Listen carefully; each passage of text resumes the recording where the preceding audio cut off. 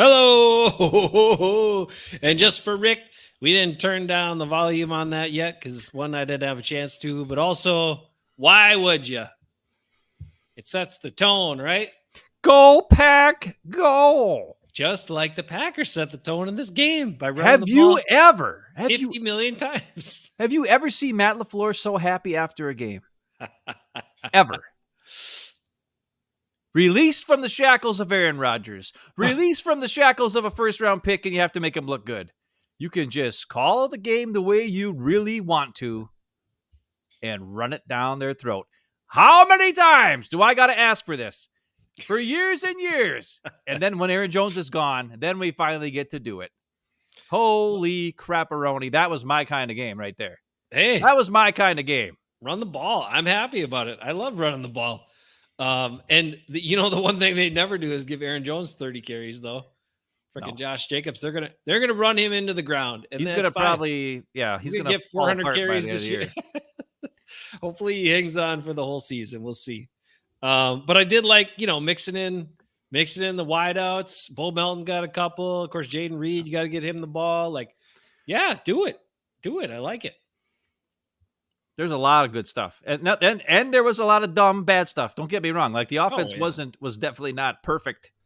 All right, and we'll get into all that. And the Colts' offense is, and other than Jonathan Taylor, who's the man, but the rest of the Colts, like I don't know what happened. I didn't even watch the fourth quarter, by the way, because I couldn't watch the game live, and I just watched it back, and I heard that Jonathan Taylor didn't play the fourth quarter; he got hurt or something. What? Which helps. He's on my fantasy team. He's not hurt again. Son of a. Well, he was hurt in the fourth quarter, or they just didn't play him I don't know why. And he's so good. He's so good. God, you know what? He is good. You know who else is good? Congrats to him. Braylon Allen. Pretty good. Youngest player ever to score an NFL touchdown. Oh, really? Kid from Fond du Lac. Yeah, 20 years old. That's why I'm shocked. He's 20 years old. I'm shocked the Packers did not go for him because they love, such young players all the time to draft. Oh. They signed freaking, and they were. I know, but he was hanging around in fourth round or whatever. I'm like, go get him. He's a beast. He's a monster. He would have, and he's way better than AJ Dillon. No offense, AJ Dillon. Yeah. And toodaloo to AJ Dillon. We'll never see him again. And he's 20 years old. Like he was 17 when he went to college. It's ridiculous, right? But what's the thing you have against him? Two things. He went to Wisconsin, and also he grew up in Wisconsin. So, no, we can't draft him. Yeah, well, Goody's dumb. We've established that last week when we talked about all the dumb moves he does. Why is Goody in charge of the Packers when he hates Wisconsin so much? It's clear he does not appreciate Wisconsin football players because he never drafts them, and it's freaking annoying. Anyway, all right, so the run game was big. They tore it up. They ran the heck out of the ball. Good average, big chunk yardage. Josh Jacobs had, 100-plus yards in the first half. Ripped off some longer runs. Of course, he can't run away from people like Aaron Jones. He's not a home run hitter, but at least he got going a little bit. Good. And but now some people thought, the line was so great. Some people thought maybe it was differing blocking schemes. But then we found out what the real secret weapon which made the run game work so effectively. And that was the Packers center, Josh Myers, because he unleashed his secret weapon.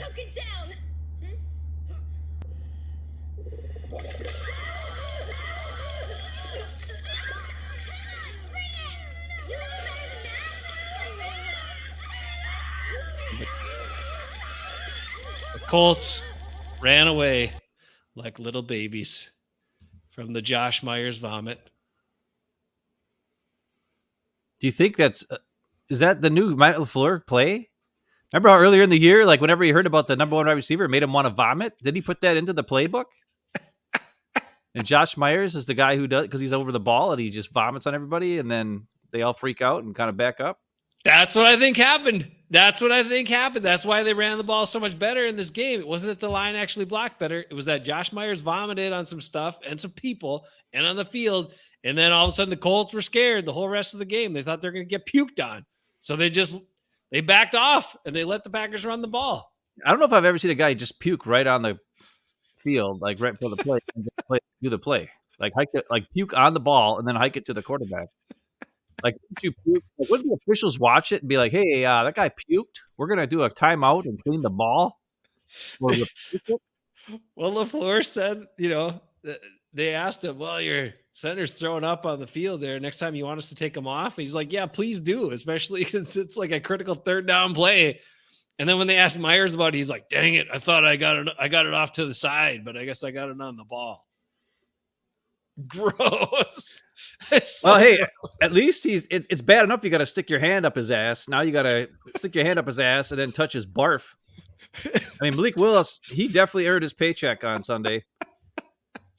He played great. He did pretty good. I mean, they didn't really ask him to do too much. He was efficient and effective. Yeah, and and that pass to Romeo Doubs, that was he just threw it up there. He just threw it up. It was under. Andy Herman was like, "That's perfect place to throw that." I'm like, no. Dude, he threw it up there, and Romeo Doubs, who has awareness, stopped, slowed down, jumped up, and grabbed it. It was not a good throw. The cheap Devontae Adams made the play. Yeah, and then the Wicks touchdown was risky. Almost got picked. Thank God it didn't. And then Wicks, of course, is the man, and then just kind of tiptoes his way along the sideline into the end zone. But other than that, he didn't really, Malik Willis didn't really do much else other than he ran a couple times and he got the ball in the right spot and, got away from some pressure at times and did some stuff. I mean, he played the game, the type of game he should play, right? And that was great. Like, and plus, I didn't realize that he hadn't started a game since his rookie season. I didn't realize I knew he started a couple of games that year because Tannehill got hurt and all of a sudden he was in and I wanted to watch to see what he'd be like. And then he had like 55 yards in a whole game once or something like that passing. And it was just terrible. And that's why I was so scared about the guy. But I will say he's an awesome guy.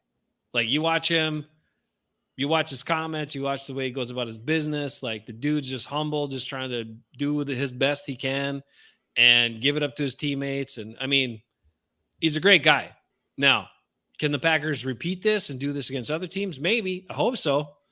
But yeah, those other dudes, the wide receivers got to make plays. And in this game, they did. Made enough of them, and everybody blocked their butts off for the most part. And Josh Myers puked on everybody, and so that helped too. Yep, that helped. Okay, you got some film to show us what really happened? Yeah, let's watch some. Let's start. Let's just get to the video right away here.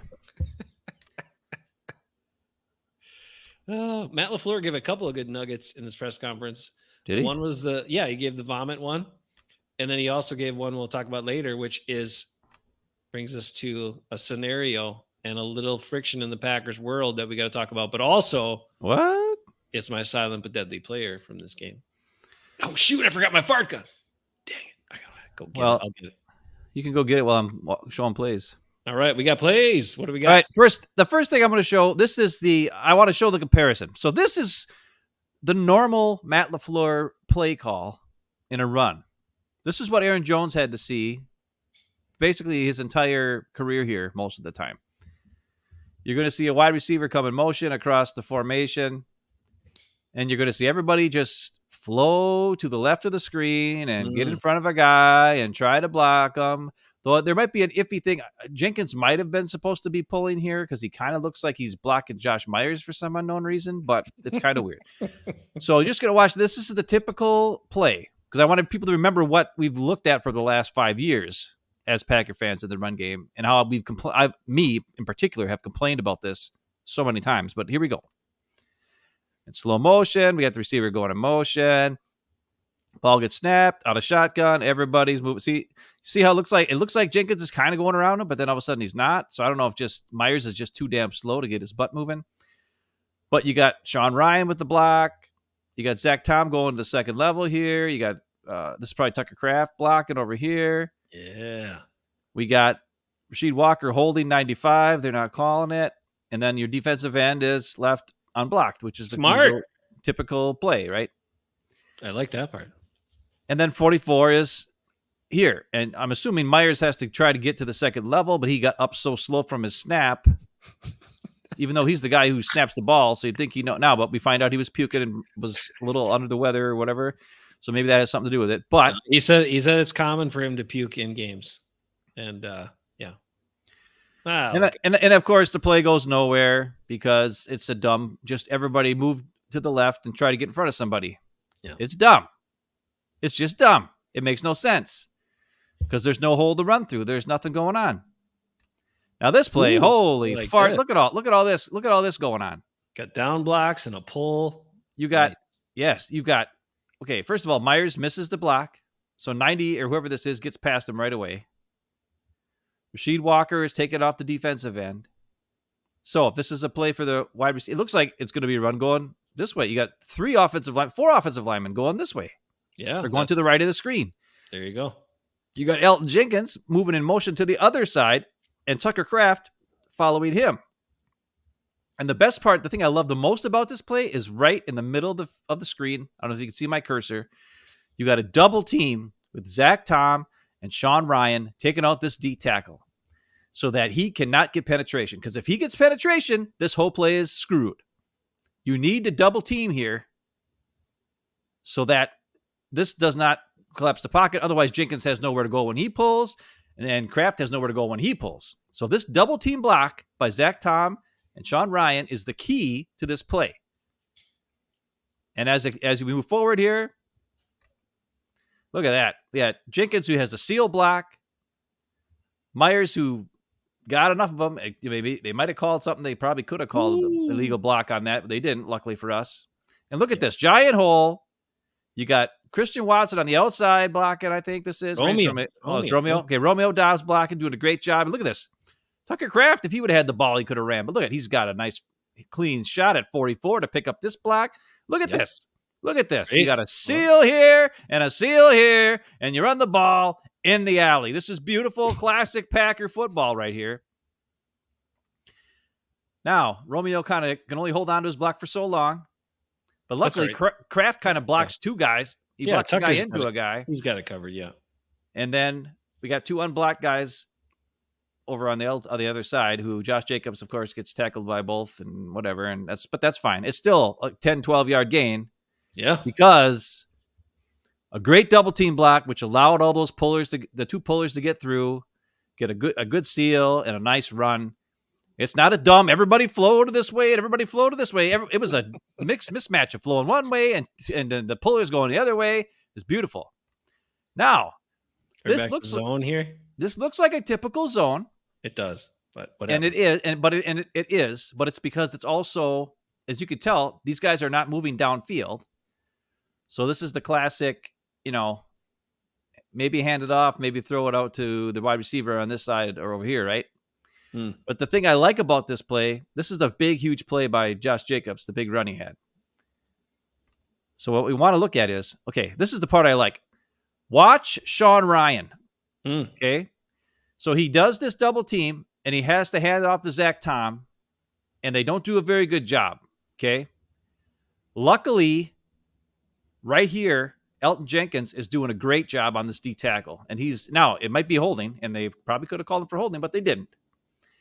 And as you're looking here, you're seeing 45 and 20, Sean Ryan, Myers, Walker, all ready to, one guy for a guy, one guy for a guy, one guy for a guy. Tucker Kraft sealing off the defensive end over here with his shoulder, doing the best job he can. But this play comes down to Elton Jenkins holding, which they didn't call, which is great for us. But the guy we want to watch, we want to watch these two. We want to watch Sean Ryan, who's really good, and Josh Myers, who's really useless. So here we go. Does he at least run interference? Okay, so Walker's now as you're watching here? Yep. Josh Myers gets in. It looks pretty good. He's hitting 45. And now watch Sean Ryan on this. He's like, okay, it looks like Myers has got this. Now that's probably supposed to be Sean Ryan's guy. But the thing I love about this is Sean Ryan now takes it around Myers and looks for work. Yeah. He does the classic Lucas Patrick. Most of these offensive linemen on this team aren't looking for work. Sean Ryan is looking for work, which I love. And then, of course, Walker is on the outside, sealing off that corner. And as we move forward, look at this. Myers does a good job seal blocking.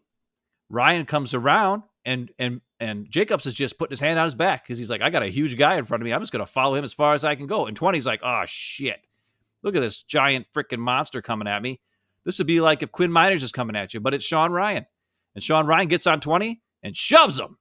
And then he keeps going. He's like, I'll shove you again. No, he's too slow to get up there and shove him. But that's the thing I loved about that play. Sean Ryan adjusted to the fact that Myers probably took his guy, and it was really good for us. Because if that would have been Myers who was leading, it probably would have been a tackle right away because he would have whiffed on the guy, right, on 20, and then Jacobs would have been tackled. But because it was Sean Ryan in front, Sean Ryan just shoves 20 out of the way like a man and then keeps moving, and Jacobs follows him forward. So that's some beautiful stuff right there by Sean Ryan. Any comments? No? Okay, we're moving on. The next play. No, I like it. I like it. Like it? Okay. Mm-hmm. So the next play is, I think this is, I got to see what it is. I think it's a sweep. Oh, yeah. Let's see here. Or this is an outside pass to Jaden Reed. So it's kind of like the run game to the outside, right? So they're faking the handoff to Jacobs here. Now, we've got some guys downfield. Walker and Sean Ryan kind of moved downfield a little bit, so they might have called if this was a forward pass, that could have been bad news for us. But the thing I really like about this play is if you look at the bottom of the screen, right at about the 15-yard line, Tucker Kraft, he totally lets 51 go, okay, who's a defensive end, and just lets him go. And you might be like, why would he just let him go? Like, Jaden Reed's is screwed, right? Yeah, but Jaden Reed's faster than lightning, so it doesn't matter if he lets 51 go. And Tucker Kraft's going to move to the second level and look for work. Also, Christian Watson does a great job sealing off 20 here so that he can't get to the play. And it ends up being a huge play with a lead blocker from Tucker Kraft getting on 40, and then that might have been a forward pass, but we'll say it wasn't. And there you go. Tucker Kraft with a great block on 40. Jaden Reed's super speed, getting past everybody. 51 had no chance of catching him. It's a huge gain. And that play was pretty much just made by two guys, right? Christian Watson, Tucker Kraft on the block. Now here's another. This one's a sweep instead of a pass to the outside. And here's Tucker Kraft again. Silent but deadly player for me. I know we're not going to do it to everybody. I mean, he was awesome in this game, getting blocks and doing crazy stuff all game. And there's a couple key things in this. Right here, Luke Musgrave, if you look just underneath where Tucker Kraft is, he got beat right away. But the thing I love about this is, like some guys, when they get beat, they kind of stop blocking. Mm-hmm. Musgrave does his best to try to hold this guy off, and it makes a difference. If he didn't do that, Bo Melton was freaking screwed. But because if you watch, don't even worry about Bo Melton or Tucker Kraft right now. First, just watch right below where Tucker Kraft is. Watch Musgrave. He's going to hang on this guy as long as he can. And it makes a difference so that Bo Melton can get around the corner. Now, let's take a look up here. You only got one guy. And Tucker Kraft's going to take him out. And Josh Myers, what are we doing? Zach Tom's got to block two guys. And Josh Myers, instead of look at where he's looking. He's looking at these two guys. Peel over and help solidify this, right? Yeah. But instead, he just runs straight. He pulls David Bakhtiari. I don't get it. Watch. Look at him. And then he overruns the play. That guy. Oh, God. And 20's coming back inside, and Myers is now too far. Come on. Tucker Kraft's sustaining his block. Christian Watson gave up on he lost his block. So now it's a mess. And Bo Melton probably should have went to the outside here because it would have been a huge gain because Tucker Kraft is doing a great job in his seal block here. But now we've got a problem with Christian Watson. He couldn't hold his block that long. And Josh Myers overruns the play like a ding-dong. And it's a shorter game than it probably should have been. It probably should have been a touchdown if it wasn't for Josh Myers and Christian Watson. And then he was down there. They showed him running back. Okay, so now, yeah, he was down. His elbow was down. Okay, now this is cleanup in aisle 9. This is kind of extension of that last play. I just showed Christian Watson, who couldn't sustain his block long enough, and Josh Myers, who just is a ding-dong, right? Okay. Well, the next two plays are those two guys kind of screwing stuff up again. So on this play, you're going to watch Christian Watson, who's lined up on the outside. And here's another nice little sweep. This time you got Zach Tom pulling. You got a good block here by Luke Musgrave. He holds his edge. Look at this. Josh Myers gets to the second level, which is beautiful at the top of your screen. Sean Ryan is holding off his guy. Elton Jenkins, I don't know what he's doing. He's laying on the ground, but that's okay because he pulled this guy to the ground and didn't call nothing, so I'm cool with that. And then here, look at this. You got two guys leading to the outside with a seal block from Musgrave and a seal block here from Watson and a good lead here by Myers. This should be a huge gain. It should be a huge gain based on what's going on. Looks like it, yeah. And look what happened. Let's rewind it a little bit so you can see what happened here. The guy we want to watch is Christian Watson. He overruns, same as Josh Myers. But here's the thing that I wish the Packers would coach. I understand this is the guy you're supposed to block, right? Mm-hmm. At this point, when you are now even with him, you can no longer get to him. Look how far away he is. You can't block him anymore. Like, it's just too late, right? Mm-hmm. But look at how we got Tucker Kraft on the follow, right? We got Zach Tom. There's only one corner probably out here. A guy who, like, you should coach, hey, if you don't get your guy, get to the second level. Help seal this guy. Especially when we have all these guys coming across. I know this is his responsibility is to block this guy. But he goes too far. He overruns the play. And at this point, there's nothing you can do. So I wish they would coach him to, if you screw up, look for work, right? Always look for work. And know that you can't come back. You can never block a guy in the back. You can never block him back toward your own goal line. So this was just dumb by Christian Watson. So now he turns around. He's running back this way. What is he going to do? Like, you're beat. There's nothing you can do here. But what he could do is get up here and help Josh Myers seal this edge. Yep. And look at Tucker Kraft sees him coming. So Tucker Kraft knows I need to block this guy. And he does. Right? Tucker Kraft gets him. And Zach Tom gets over here for the corner. Look at there. We got a nice seal here. And Christian Watson is just doing nothing. He's actually getting in the way. He's probably going to get in the way on this play and screw it up, right? Yep. What would have happened if Christian Watson would have just stayed there and blocked this guy? Yeah, or even just got in the way. Or got up to the second level, get the safety. This is a touchdown. I mean, this is maybe not a touchdown with Josh Jacobs ain't fast enough, but this is the 20-yard line. This could be a freaking huge, like a 60-yard run if Christian Watson gets to the second level up here and gets this guy. And these are things that I wish they would coach. And then, of course, nobody blocks that guy or he gets off the block from earlier. And Christian Watson screwed that up. Okay. Yeah. Clean up on aisle 9. Well, just pause for a second. I mean, as you have lead blockers, fullbacks, whoever, if you're ever pulling linemen and you lead a play like that, you're basically looking for first opposite color jersey. That's the person you're taking. So even though, like you said, in this case, Christian Watson was supposed to block that guy initially, there should be enough. I mean, they're professional football players, and these are professional coaches. And it's his third year. And these guys have been playing football for their whole lives. So there should be enough awareness and understanding that, okay, I got two pullers on this play. They're going to clean this mess up. They're going to get this guy. I got to go find, something in front of me that I can do. Like you said. So that should be the case, because the rule for anybody pulling to lead up a play is there's not specific guys you're necessarily going to take. It's like first white jersey in this case, you're going to take. And then if there's anybody left over, well, then the running back's got to beat that guy. But that's kind of how it works. So Christian Watson should understand that and should be able to adjust, but he didn't. Right. And it's just, I mean, a third-year player who's not, and Christian Watson is no dummy. He's a pretty smart guy. Yeah.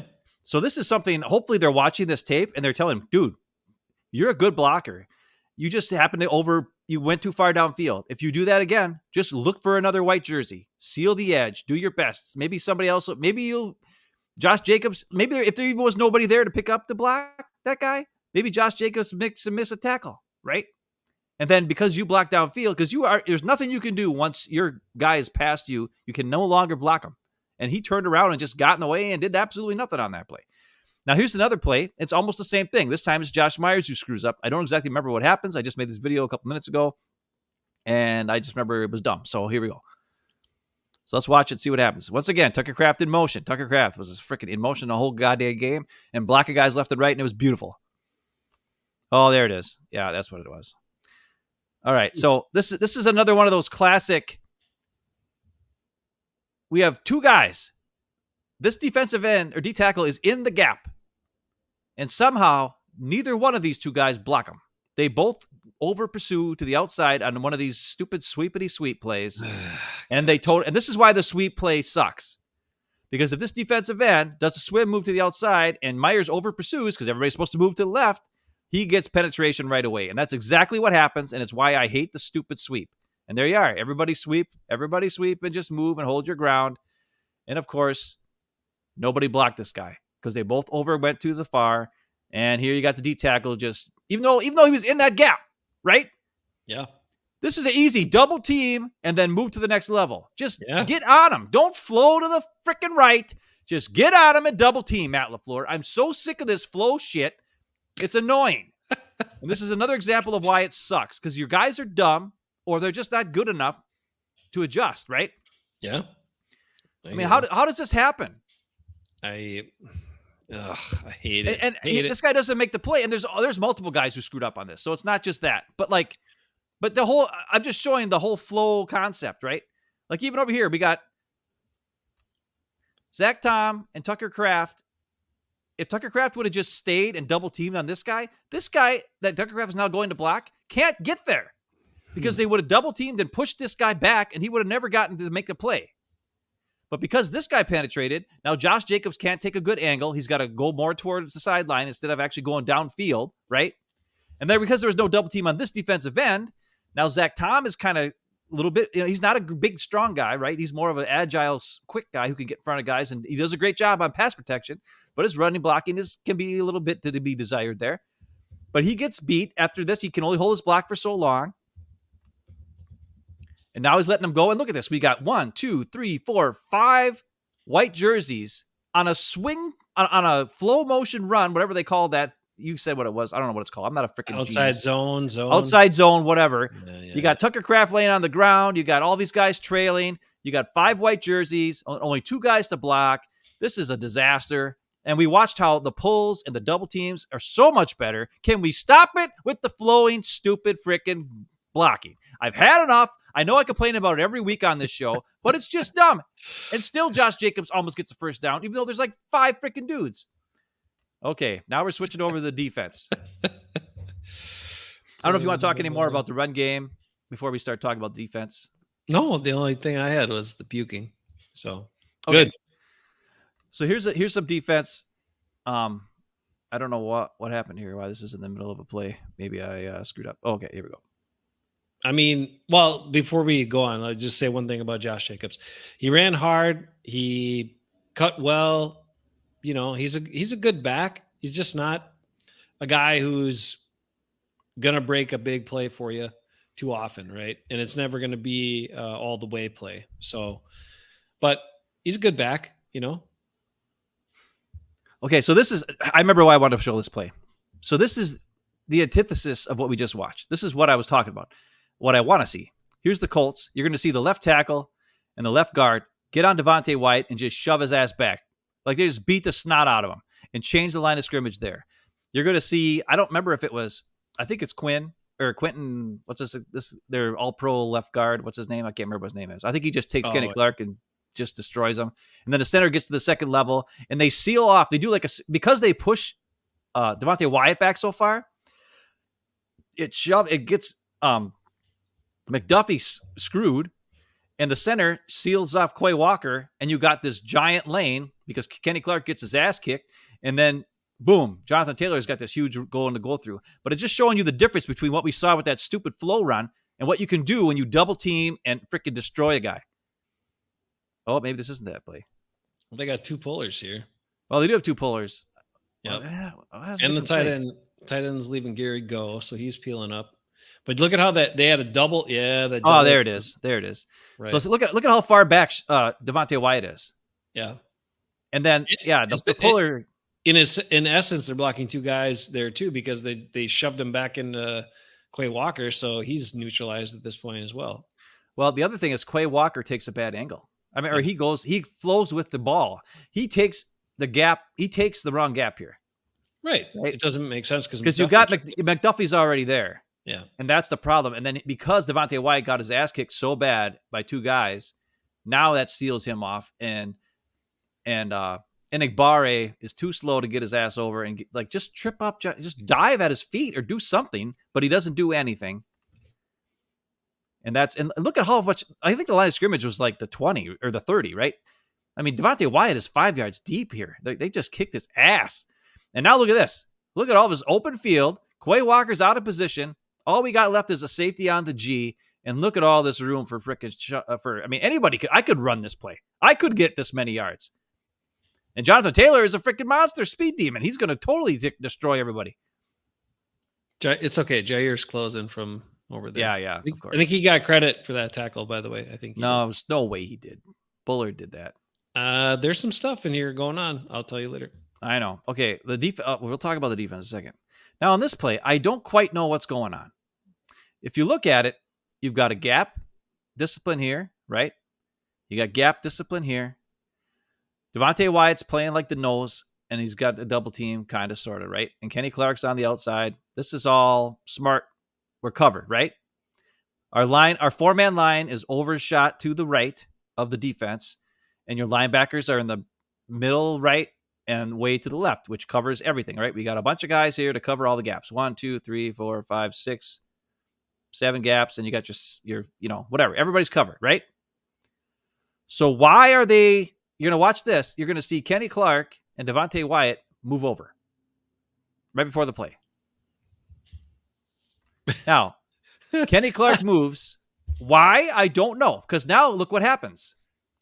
Now Kenny Clark and Quay Walker are exactly in the same gap. Right? And we got this big, giant ass, hole right here. Giant ass hole. And you know damn well Kenny Clark ain't going to hold up against a double team with these two guys. Because he ain't. Just made it easier for them. And then he still flows that way too? Then he flows to the opposite side. Kenny Clark, the genius, flows right into Devontae Wyatt's area. Like freaking moron.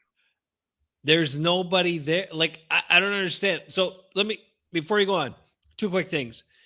I don't know why they do these late shifts. That you have no power then, because you've literally just moved laterally. You're not even on balance. You're not even ready to go. They're snapping the ball. They have a jump on you, so you don't have as much power as you normally would coming off the ball. And that, they should know the gap assignments. And for Kenny Clark to not only shift over, but then move into the gap right next to Wyatt, he should know there's not enough players behind him to cover all those gaps. Well, not only that, to his left or his right, I mean. You got to think of, what are you guys good at? Devontae, can you imagine if Kenny Clark would have just ran forward and took on a double team? Stayed where he was and allowed Devontae Wyatt to have single block? Because Devontae Wyatt against a single block, he'll get penetration.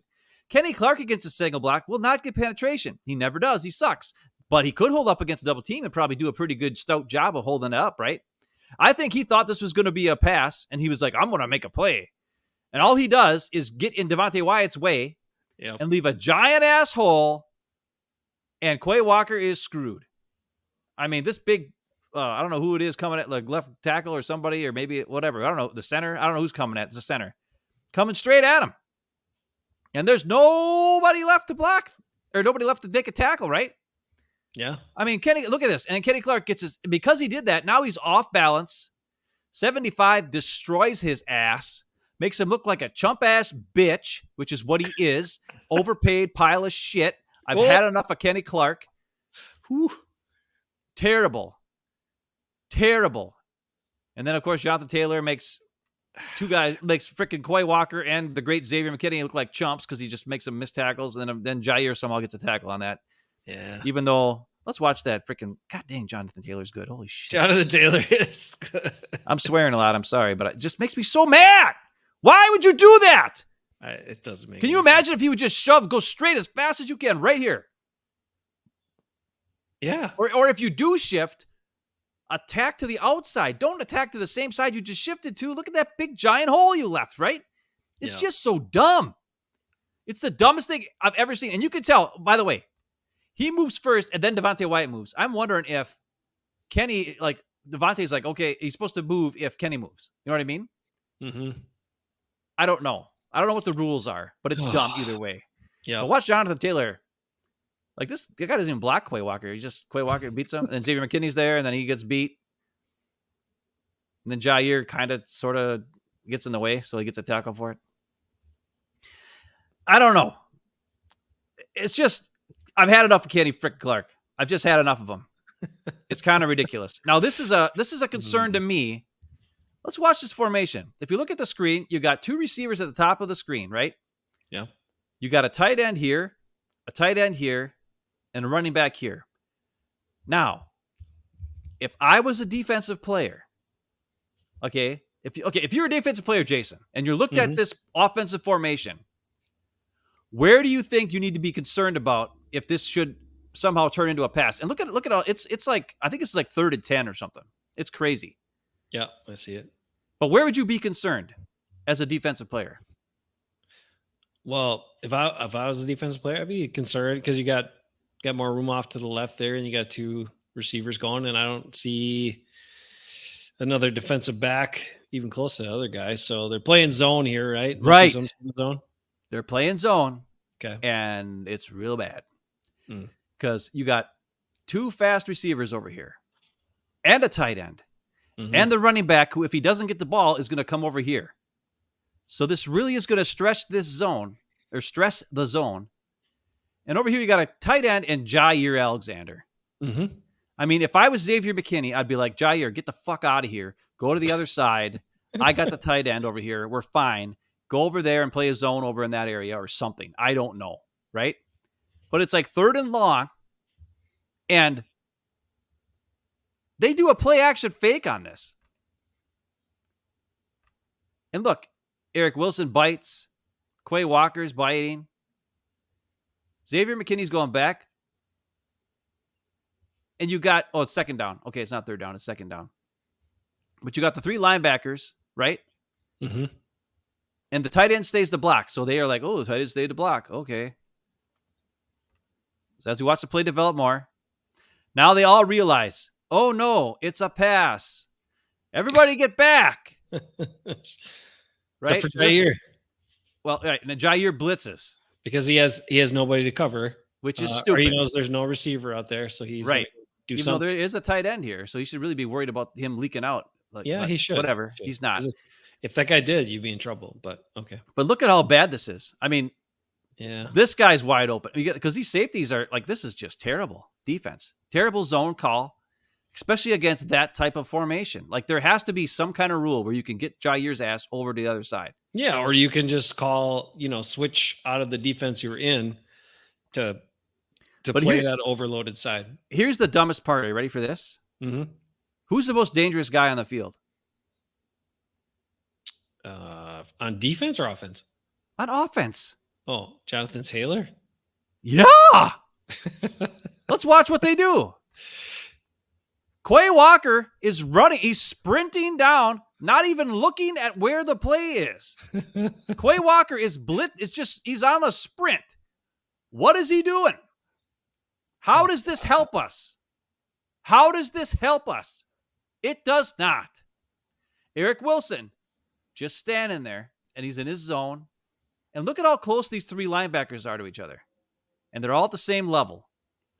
Look at all this open space. Look at all this open space. Hold on. What? I just want to point out, remember Jair being all aggressive and tough until he saw the guy come over the block. Now he put the brakes on. Okay. He's fucking useless. Oh, now I said the F word. Oh my God. I'm sorry, everybody. Dude, I'm just getting really mad because everybody said how good the defense was. I'm telling you, I'm worried. I'm worried about this Jeff Hafley defense now. This doesn't appear that they know what they're doing, or they have no clue. It's a bad call. Not only that, and now this is Hopper in the game, or Cooper, I think. Cooper in the 56, whoever the hell, whichever one. Yeah, that's Cooper, yep. And he, if Jonathan Taylor is coming, first of all, if you're watching the quarterback, he's getting ready to throw this ball, right?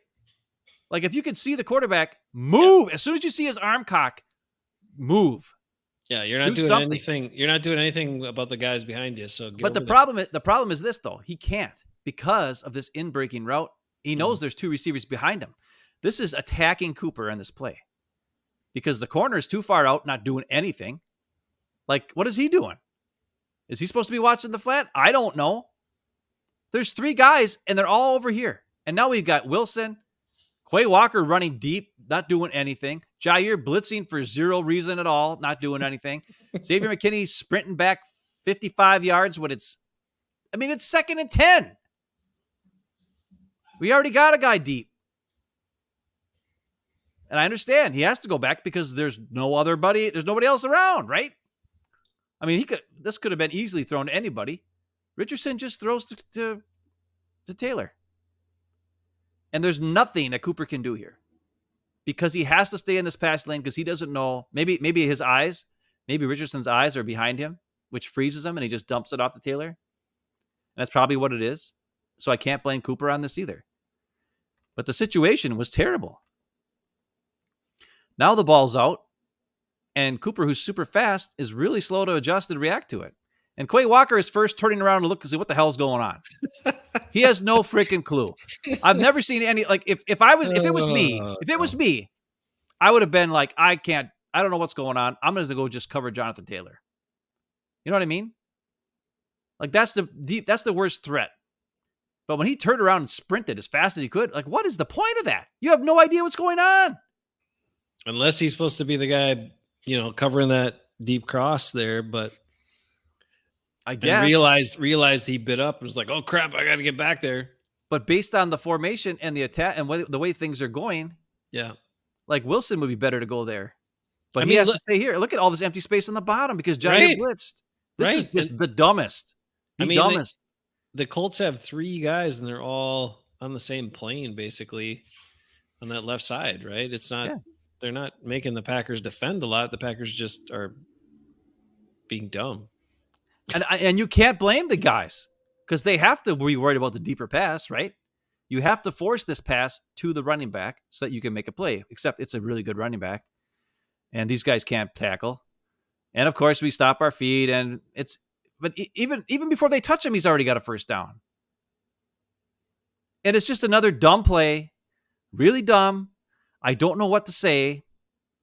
I think we need to talk about the defense whenever you're ready. Okay. Based on what I just showed, because all I heard was, they only gave up 10 points. The defense looks so good. Blabbity floop flop, defense. And I watching back the game, I saw a drop pass on 3rd down, which really hurt him. I saw some crappy ass passes by Richardson that should have kept drives going that didn't.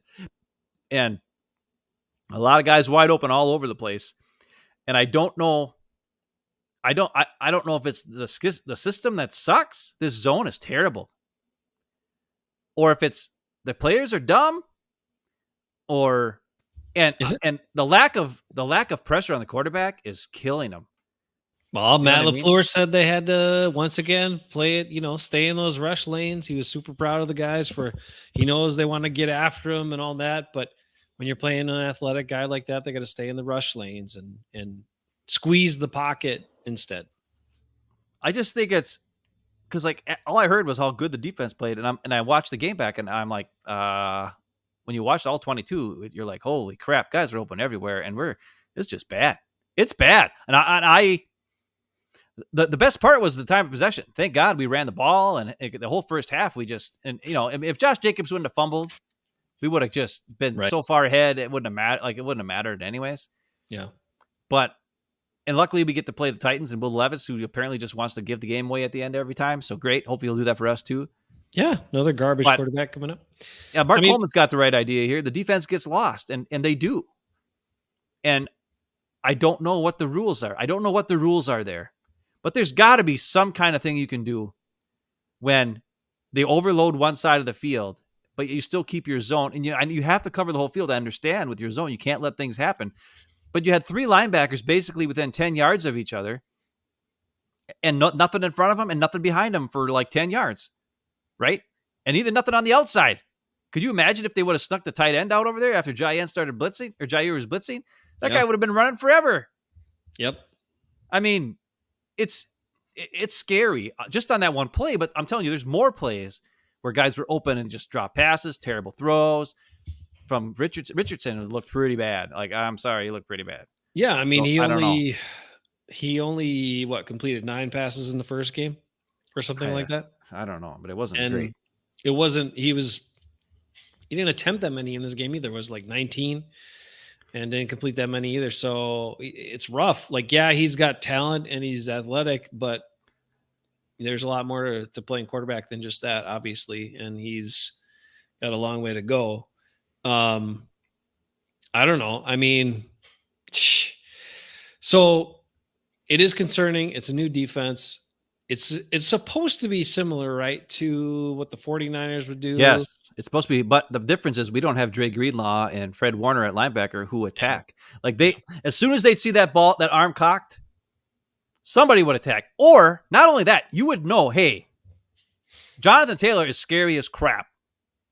Even if we're playing a zone, I'm going to go cover like who had the flat on that play? Because Valentine, Cooper, now Walker was just running straight backwards like a ding dong. But whatever. And Wilson, we're all at the same level. Like there was nobody covering the flat. There was nobody worried about, you know what I mean? Like different levels of the field. They were all just straight across at the same level of the field and within 10, 15 yards wide of each other. It just, something got screwed up there for sure. Yeah. Right. I mean, that's kind of the thing that you see a lot of times with zones is they all have a section of the field and the responsibility. And then, so you see stuff like that where offenses will basically not even have a guy in the vicinity, of half the field. And so you got guys standing around occupying space, covering their zone, but there's nobody to cover. And you would think, and that's why if you play man, then at least that doesn't happen, right? Because you're manning up and you're trying to stick with a guy. You go wherever they go. But you would also think at the professional level, there are ways to adjust that. There are ways to say, okay, well, there's only one eligible here, and we have a couple guys taking up space. We got a couple guys on this side. Let's get.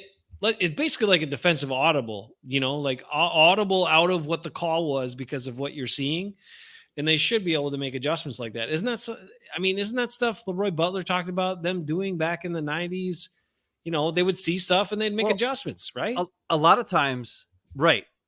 But that comes with guys who were playing the same system for years. Like Fritz Shermer was there for a couple of years with LeRoy and whoever was back there with him, whether it was Sharper or whether it was Eugene Robinson or whoever. But like, the difference is the safeties on that play just ran backwards. They were 25 yards off the ball. Like, I don't know. It's just like, if Jair is the greatest cover, it's as good as he is as a cover guy, why the hell is he on weak side blitz covering the tight end?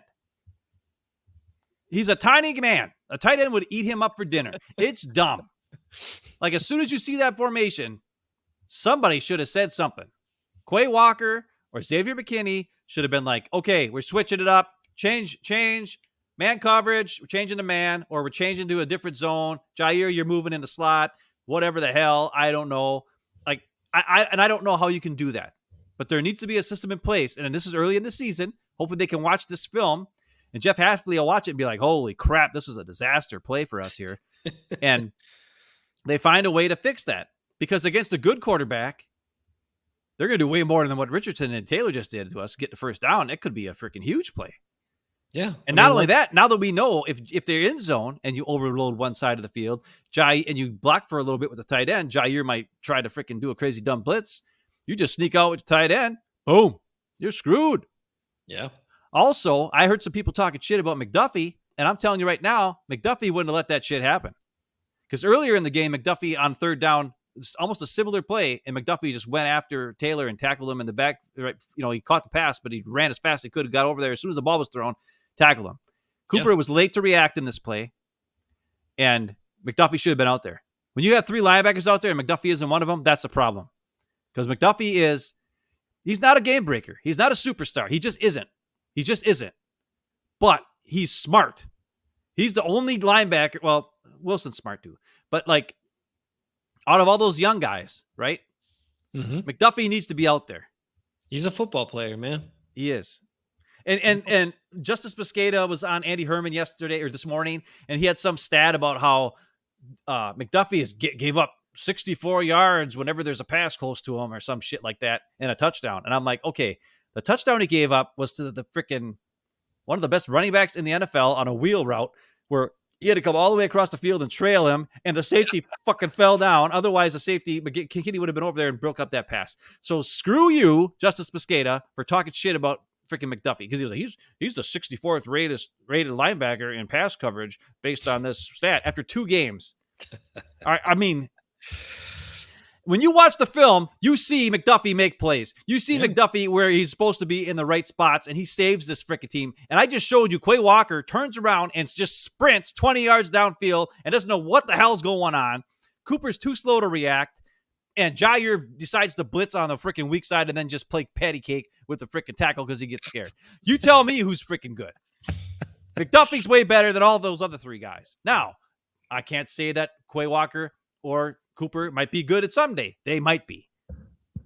But if you're playing a good team, you can't afford to not have McDuffie on the field. Unless he's hurt or winded or whatever. Then, okay, take him off. If he's running slow or whatever, okay, I get it. But that was just dumb. That play was dumb. Well, Lee brings up something here, and it really brings me to something. Let me see if I can find it real quick. I still don't have my fart gun because I didn't have time to run and get it, but we should still do it anyway. Well, my silent but deadly is Tucker Kraft. And now it's time for the Hafen Bros Silent but Deadly Player of the Week.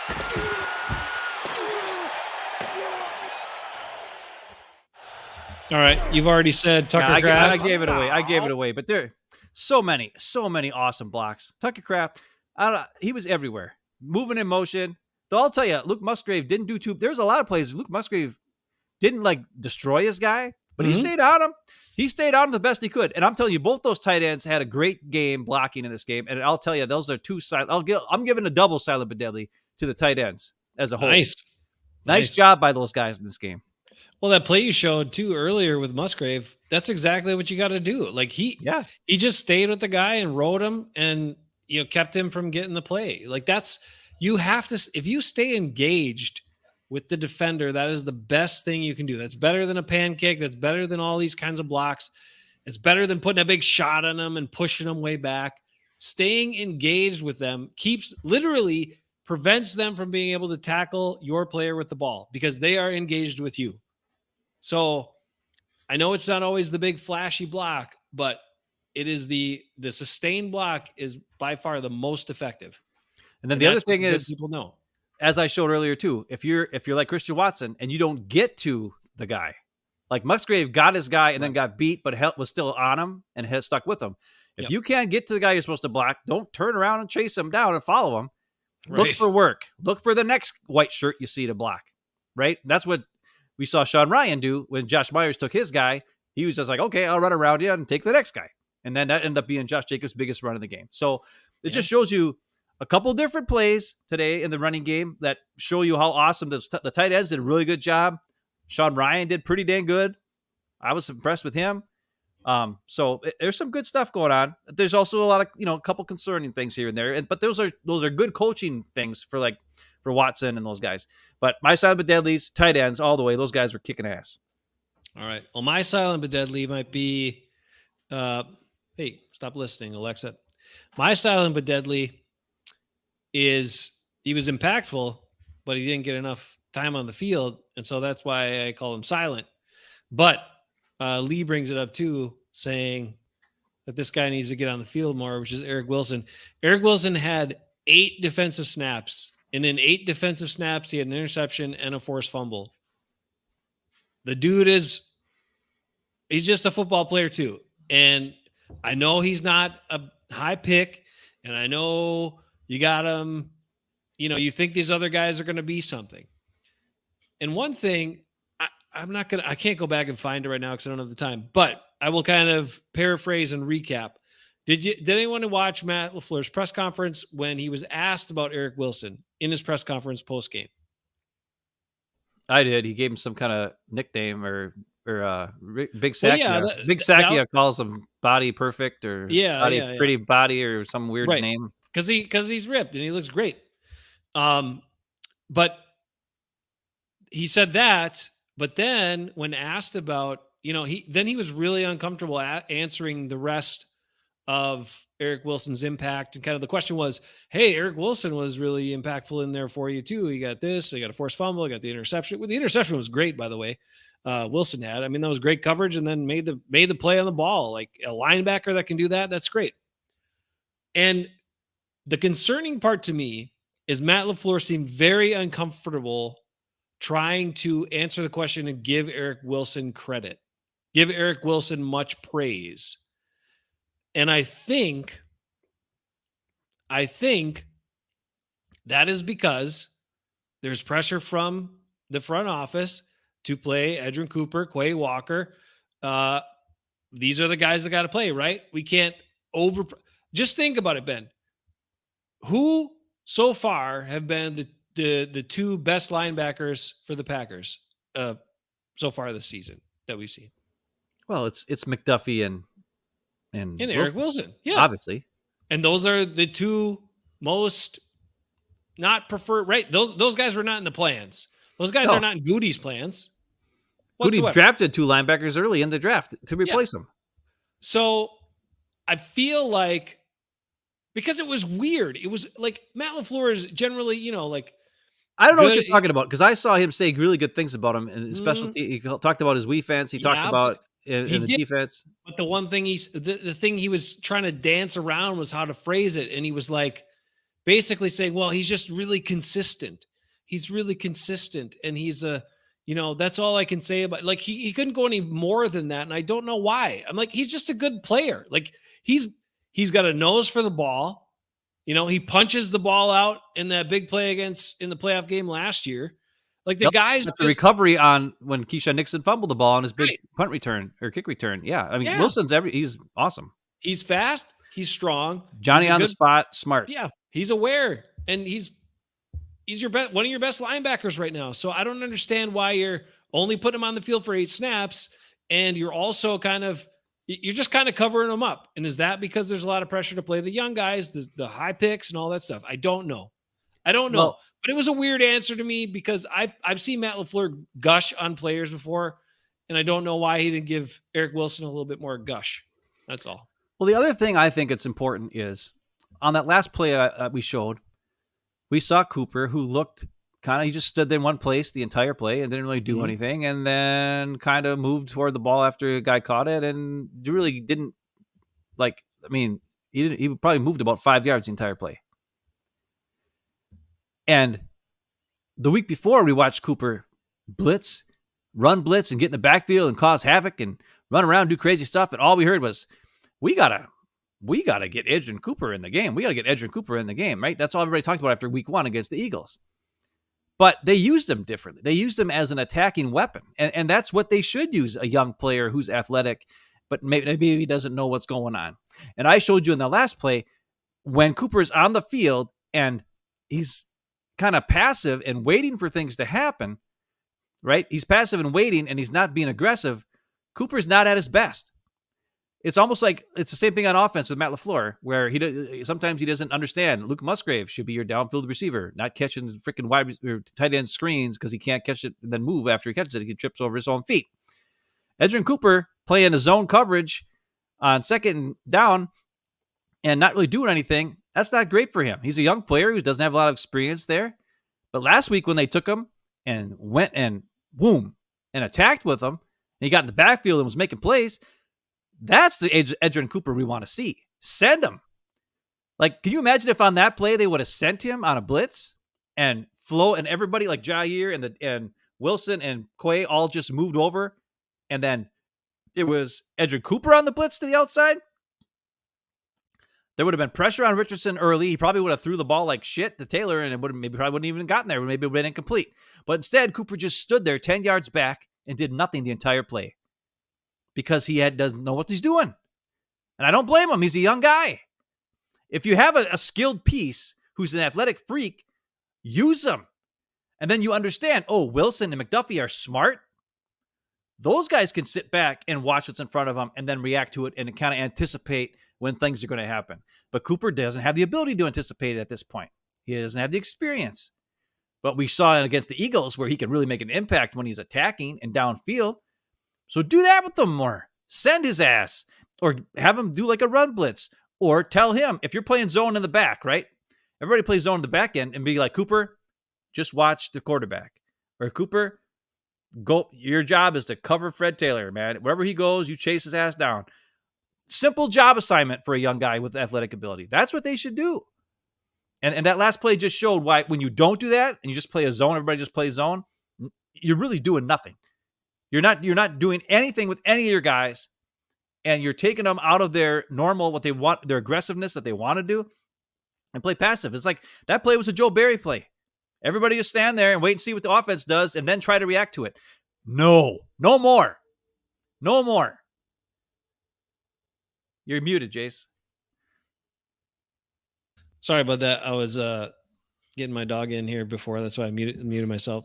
Did you get to watch, anybody who watches this or maybe still in the comments hanging around, and Ben yourself too, watch any of the Texans play this week? Was that the Sunday night game? I think so. I didn't see it. Okay. I mean, I didn't see any football hardly at all this weekend. So I didn't either until the Texans, the Sunday night game, and I watched the Texans, and that's a team. That's how you want to see defense played. Those guys are flying around. They're aggressive. They're hitting. They're playing fast. Like, I know it's a similar defense too. I know it's a newer system, but man, they talk about keeping it simple. And it's what we hear from the coaches. We want to keep it simple because we want our guys to be fast, not thinking out there, fast and physical, right? The play style. And you're right. Like, how do you not understand? Same thing as you showed before with Devontae Wyatt and Kenny Clark. Like, what is Devontae Wyatt good at? Like, do something with Kenny Clark. Force him to occupy bodies so the other guys who can penetrate and are fast can get freed up for a one-on-one block. Like, that's playing to your player's strengths. You know, yeah, Kenny Clark's not going to get 6.5 sacks this year. Well, whoop-de-doop. Who cares? He'd be a lot more effective for your team if you do stuff like that with him. Remember that was against the 49ers? I think you called for it last year to just have him line up on the outside by Trent Williams and just run into him every single play, right? Right. And have everybody else on the other side of the field do stunts and crazy stuff. Yeah. Because we know we can't beat Trent Williams. And you know Kenny Clark sure as hell can't beat him, but it'll occupy Trent Williams' block and let our other players go against their crappier offensive linemen. It's genius. Right. And Kenny Clark's strong enough where he can take on Trent Williams in the run game, and he can maybe shed the block if the run comes toward him or whatever, or if the quarterback sneaks at him. And I'll say this, Mike Pettin did some of that. He did some crazy lineups where he'd have Za'Darius and Preston and, you know, somebody else all lined up on one side. And then Kenny Clark lined up at defensive end way over here. And he's like, well, Kenny Clark is going to be useless anyways. We'll put a lot of pressure. It's almost the same play as an offensive play, right? Right. They put a lot of pressure on Edrin Cooper and Valentine to make the decision. Up, you know, they go attack with Taylor underneath and the receiver on the top side. And they take advantage of it because it's 3-on-2. Same thing here on defense. But when I don't think they know what Kenny Clark is because everybody keeps saying how great he is. I'm not saying he's a bad player. I'm saying he's not great. But people keep saying how he's great. He's not. He's just not good. Okay? He's not even good. He's not. He's a great guy. I think Kenny Clark is an awesome dude who's had a tragic backstory. You hear about his story, how, you know, he couldn't have his dad didn't see him play football until recently or whatever because he was in jail or whatever, all this stuff. Right. And he's a cool dude. But you have to understand what you have. You can't expect the guy to do something he can't do. Right. And the minute, and on offense, at least, it seems they figured out Tucker Kraft needs to play pretty much every play because he's awesome. And Luke Musgrave, he's kind of second fiddle, but he did pretty dang good in this game, right? But he's making play. He's doing a little better. And on defense, they kind of figured out because they know McDuffie has to start, but Wilson needs to see the field more.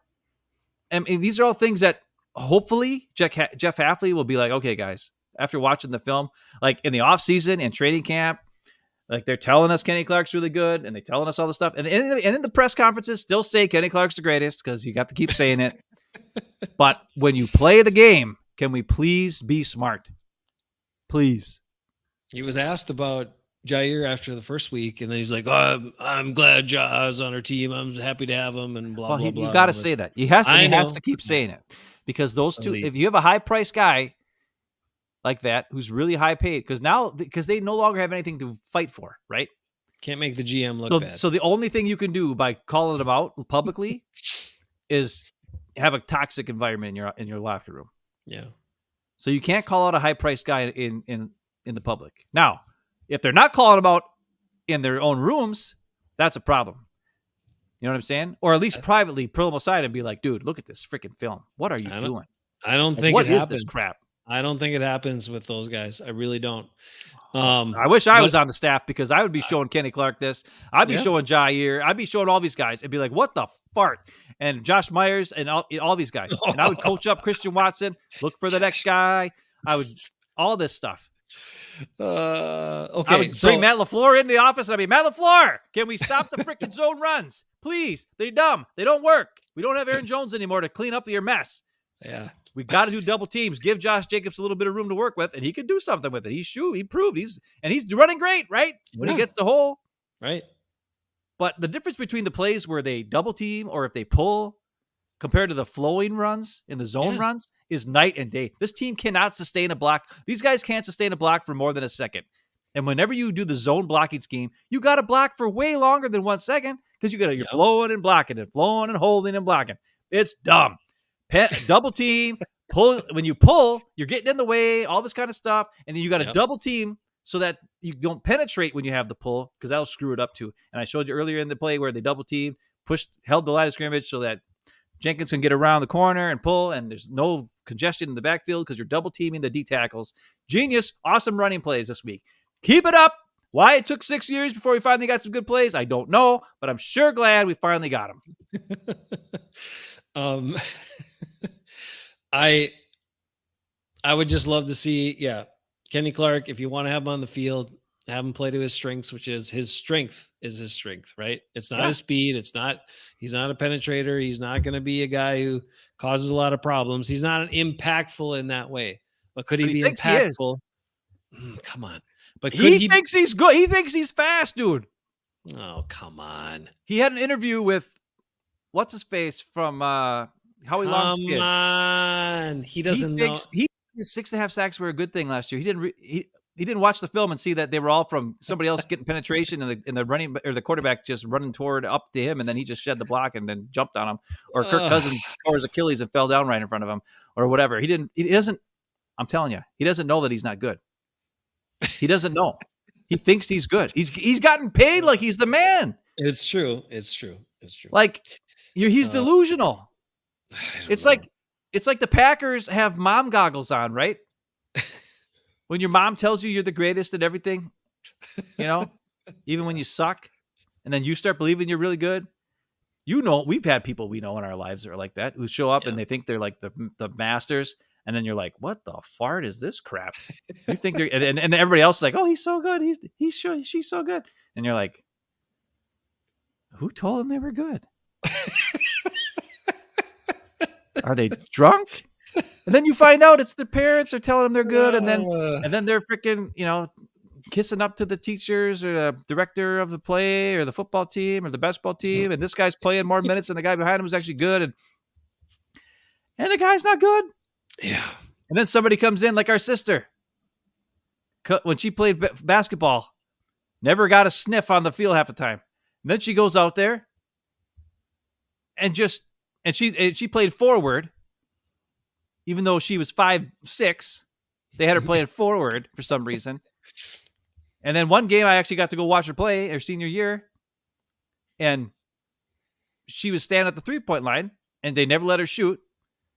And they passed her the ball. And I was like, I just yelled, shoot it, Sarah. And she just kind of reacted and just shot it and drained a 3. She's a good shot. And everybody went nuts. And then they went down the field the next time, and she stand at the 3-point line, and they passed her the ball again, and she was going to pass to somebody else, and I was like, shoot it! And then Sarah drained another freaking 3. And she drained like 4 or 5 threes in that game. And the coach, who I hate to say it, but he was my ex-girlfriend's dad, so he was really pissed. He kept turning around looking at me like, shut up, because he freaking was holding her down, probably because of me. I don't know, because he hated my gut. But still, you got this gem sitting on your bench. He never played her. And whenever she get the ball, they wouldn't let her shoot. And I'm like, what are you doing? I've seen my sister. She could shoot. Yeah. Especially threes. Like, and she's 5'6", playing forward. Like, what are you doing? She's a guard. Like, and I know she's slow. She was slow like us, right? She's slow. Well, so she's got the Haifman vertical too. So right, she couldn't jump. That's the other thing. Can't jump, slower than crap. Like, but it's one thing Haifman's could do. We could shoot. We could hit some shots. Yeah, and she had a little year, right, physical play too. She was good down low. She elbow some people, and she was good at that. I taught her that. But Dad taught her how to shoot, and she could drain threes. Yeah, and it's the same type of thing. But she never got to play because somebody else was the greatest ever. Like, they were so much better, right? They weren't better. Same thing here. Somebody told Kenny Clark that he was great, and they gave him a bunch of money, and he believes he's better, even though he's not that much better. I don't know. Maybe I'm weird. I like to tell little stories. It's not weird. Shout out to Sarah. Yeah, I still remember that game because it was so fun. It was so fun to watch her kick ass. And even she was like, she shoot it, hit the three, and she's like, whoa. And then she did it again, and she's like, whoa. And then after a while, then she started getting cocky. Now, in the second half, she started shooting and missing. But she hit their first 5. She hit 5 threes. Damn. And then the freaking other team was called timeout after the fourth one, and they were like, "Who is this?" And they didn't know who the hell she was because they never saw Sarah play before, like shoot before. And right. The other coach is like, "I don't care if 30, whatever her number was. I think she was 34. Like 34 gets the ball. I want 2 girls on her." They were freaking out because Sarah was draining threes. It was like freaking Caitlin Clark out there, and it was like, and she freaking totally took over the game. And I was like, "Dang, that was cool." Yeah, kind of like that game you had in football where I wish I was there. You played defensive end. You were a 5'10", 160-pound defensive end, which makes no damn sense. But what there you were. About? I was 185 by then. You were. I don't think you were 185. I was too. Yeah, I was. Okay, fine. You're 185, and you're getting your ass kicked on the blocks. But you were smarter. You were smarter than hell. You were smarter than hell. And there were so many times where you would shed you were always aware. The opposite of freaking Cooper. Yeah. You were the McDuffie. You were like McDuffie on the team. And there's my favorite play. I came home from college, see one of your games, and I'm watching, and you're sitting there getting blocked, and I'm like, oh, shit. And then it was a screen pass, and you shed the block and just took off, jumped in front of the running back, grabbed it because you were Hans Haifman, the 5'10" tight end on offense, but you were the 5'10", 180-pound defensive end on defense, got his ass kicked, but that's okay. Grabbed it, took off, running down the field, and I was like, holy shit! Jason's got it. He's going for the score, but you were Haifman, so you were slow, and you got tackled before he got there. And then somebody else, I think Matt Carmody fumbled it after that. Didn't even score on that play. I think. Yeah, he did fumble it like a. That's so dumb. You made such an awesome play, and you guys didn't even score on that freaking crap. I know. That's why it was beautiful. The play was easily forgotten because we didn't cash in on the touchdown. That was an awesome play, though, and you've done more than that. You always did stuff like that. You were smart. I baited dudes. Yeah, I baited quarterbacks into that crap all the time, so it was great. But yeah, because they're dumb, and you're Hans Haifman. Yeah, I'm smart. But I mean, it's smart for a football player, not smart in the general. You're pretty smart. You're a pretty smart guy. But we'll get to the end. The end of the last thing I want to cover is kind of this some weird stuff I noticed, and I gotta ask you, and I gotta ask anybody that's still hanging around what their recollection of stuff is, and then I'm questioning my number one source for information now. I think some stuff is going down, but before I get to that, I want to show one play from the Saints-Cowboys game because it gives you a good example. First of all, I love when the Cowboys get their ass kicked, and the Saints did it this year. It was awesome. So thank you, Saints, for doing that. Now, once again, what's the difference with the Saints this year? They got Lucas Patrick starting on their offensive line. That's the difference. Just to give you a heads up. That's why Derek Carr is better. That's why Kamara's better. Everybody's better because LP's on the team. So I want you now. He went out early last week with a toe injury, and he had his toe injury in Chicago that one time, and he was out for a while. I was worried, but he's back in here. He was back in playing week 2. I just want you to watch this play because this is a perfect example of Lucas Patrick doing what you need to do to be successful, to not give up on the play. I wish all the Packers offensive linemen would do this stuff. He's definitely not the more physical, strong player in this block, but watch what he does. So he is left guard right here, left guard. 62. 62, just left of the center. And I was just watching the highlights and I'm like, damn, that's such a good play. It's not a dominant play, but it's a good freaking play. So I'm going to go over here and play it for you. All right. Let's boost that up. Here's Camaro running right side. Wow! Surges in for the touchdown. So I don't know if anyone that didn't play offensive line can understand how challenging that actually is to do. But when you have, okay, so he's left to the guy at first. Okay, so I'm going to pause and break this down for O-line here. He has to charge inside hard, and he's got to get his outside shoulder to the inside of this defender that he's trying to block. Okay, that's number one. Then he's also got to turn the guy so he can open up a hole. So he does that, gets in front of him, then turns him. And now this guy's like, oh, I can cut and maybe get to the running back. Then he just stays on it. See how low he is right there? And he's got his shoulder and his head on the right side. Stay on him. Drive him around. You're not touching my running back. Hell no. He's scoring a touchdown. Guy gets paid $1.2 million, got cast aside by the Bears, who their offensive line still sucks. Oh, the Bears suck. The Bears suck so bad, dude. Oh, it's beautiful. They are so bad. I mean, that was the kind of crazy thing about the Blas is here. Hey, good morning. About the Texans defense looks so awesome, but then again, I was like, they're playing the Bears, so I'm not sure exactly, but I don't know. But they look good. They look good. Well, I mean, we could use a Lukey Patrick at center. I can tell you that. Can you imagine Lukey Patrick and Sean Ryan and Elton Jenkins? What a freaking that's pretty good. Sean Ryan is getting. I don't know how good his pass protection is, but when you have a game on Sunday, like they had on Sunday, where they just ran the ball 100 million times, Sean Ryan looks great. I can imagine other guys that we should have drafted, like we talked about. But well, yeah, Quinn Miners. That's in the past. I do. Okay, now it's time to bring this up. So you give me some coverage here while I look this up here. Well, I've already talked about everything. What more can I say? All right. Well, you always have. Does anybody else have a question mark? Talk about the Vikings. Vikings. Give me some Aaron Jones and the Vikings. Jones fumbled kind of like Josh Jacobs, like kind of on his way to the end zone. But Vikings beat the 49ers, and you're like, whoa. Like, and the Lions, Dan Campbell he's a great motivator, but man, is he a dumb head coach. He just does dumb shit, and it costs him games all the time. I mean, it's bad, and it's going to haunt the Lions. We always say, like, if there's one team that we like to see win the Super Bowl, it would be the Lions, because, they never won jack shit, right? And we feel bad for them. But, man, Dan Campbell is just in-game dumbest decisions ever. Just dumb. And as far as the Vikings go, Aaron Jones looked great week 1. Week 2, he's serviceable. I mean, he had about 60 yards total offense, and he still had some better. He still had some Aaron Jones plays. Oh, he did. Like he does what he always does. He makes the play work. Sometimes there's nothing there, and then he just gets a first down because he's Aaron Jones. And it opened up a lot of stuff in the passing game because they have to worry about Aaron Jones now. And so they're like, okay, should we worry about Sam Darnold throwing it? No. But Sam Darnold looked pretty good. It's like the Vikings are looking kind of scary. I know. And people are sleeping on them. And I'm a little worried about the Vikings. Maybe don't underestimate the Van Ginkel either. The Van Ginkel he's a monster.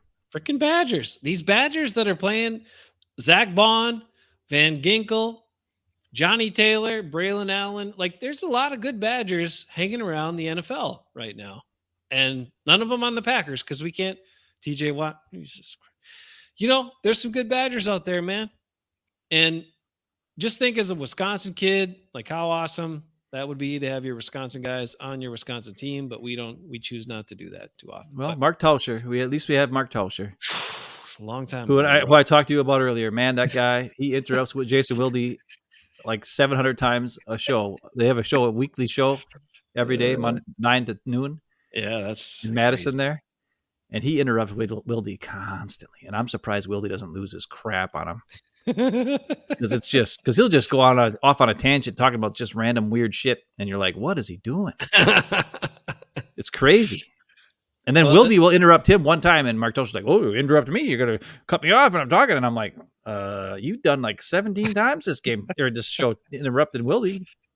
Like, come on, dude. Come on, Mark Tosha. But anyways, yeah, we're looking at division opponents. Blah's looking forward to people looking forward. I wish the Bears would get better. No, I don't want that. Bears can suck.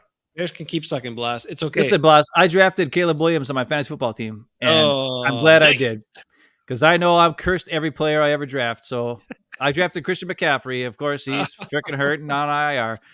You know what I mean? Justin Herbert. I drafted him, and he had nobody to throw to. He's the greatest quarterback in the NFL, but he can't do anything because he got nobody to throw to. It sucks. And also, I had Quentin, whatever it is, his fast receiver who can't catch. Yeah. I had him in week 1. I didn't start him. He dropped 2 balls. I cut him. This week, 2 touchdowns. Of course. After I caught him, he scores 2 touchdowns. So I hate fantasy football. I think I'm done. I mean, I'll keep doing it because it's hating fantasy football. I started it freaking like 25 years ago, whenever the hell it was. But gosh dang it. I suck at fantasy football. Williams jersey. Oh yeah, he wants you to buy a Williams jersey, so then he's really toast, really screwed.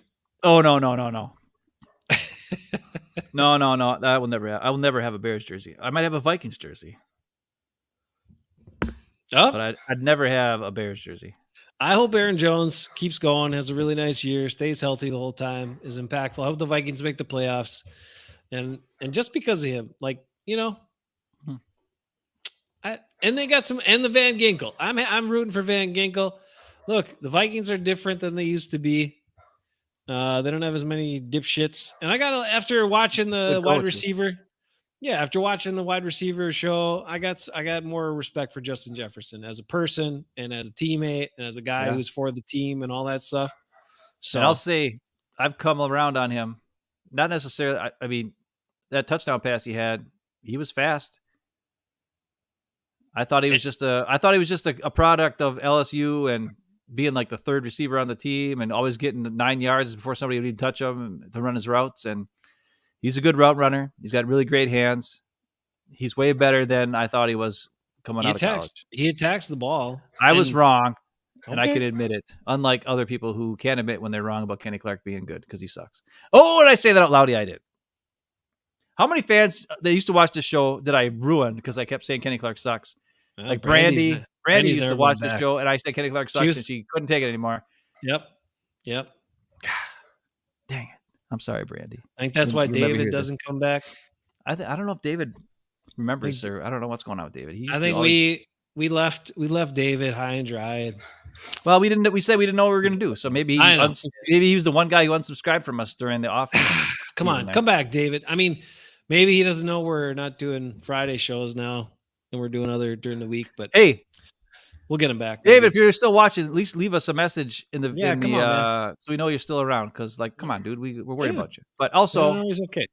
Tell everybody about us. God dang it, we're honest. We don't lie. We tell you the truth. Sometimes the truth you don't want to hear, but you have to.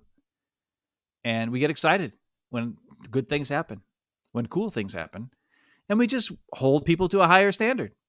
If they're paid like they're supposed to be superstars, we want to see superstars.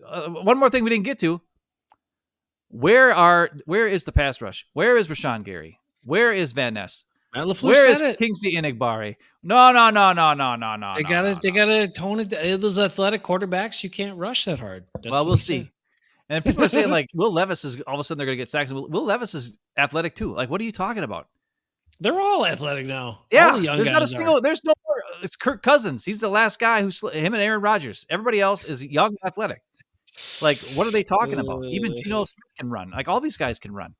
Yeah. There's like you have to get pressure on the quarterback. You can't just sit back and do nothing. And I don't know if they're just not beating the guy in front of them. If it's a scheme thing, does just stand there and do nothing. I mean, they're not affecting the run game and they're not affecting the pass game. So I don't really know what they're doing. The Packers have the worst run defense in the league again after 2 games. And their pass rush is they're not dominating anybody. Like Rashawn Gary is supposed to be great. He's not dominating people. He's not flying around him. He's not fast enough for that. And he's not strong enough to just beat him down or bull rush him all the time. So he's not that effective, and he's their best guy.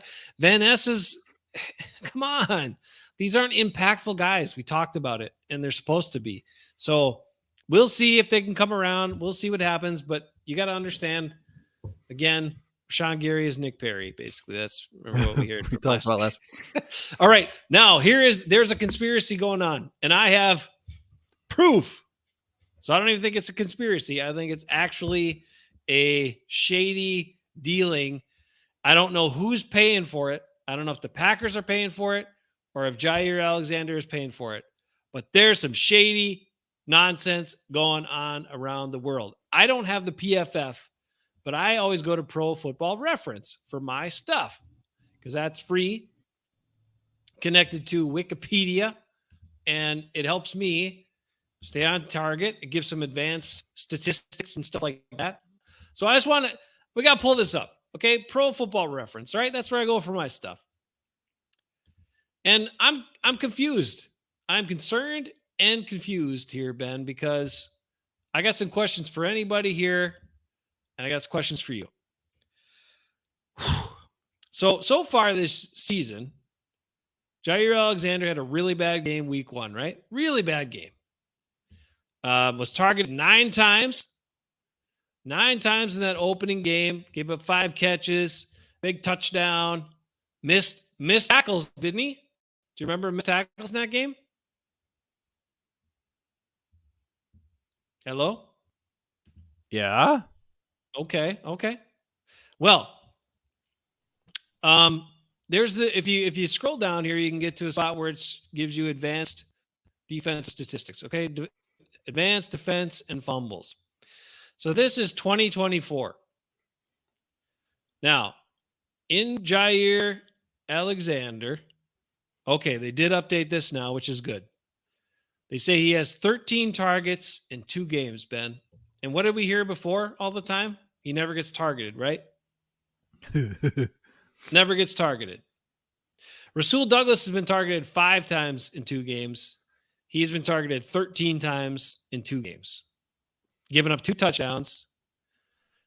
19.1 yards per completion, 10.3 yards per target, a rating of 97.4. Okay? Oh God, that's bad. Yards after contact, 63. But here's and Justice Mosqueda was talking shit about freaking McDuffie today. Oh my God. Yeah. But here's where the conspiracy lies Please. in. Jair Alexander had 4 tackles in week 1, 2 tackles this last week. According to this, he has 0 missed tackles.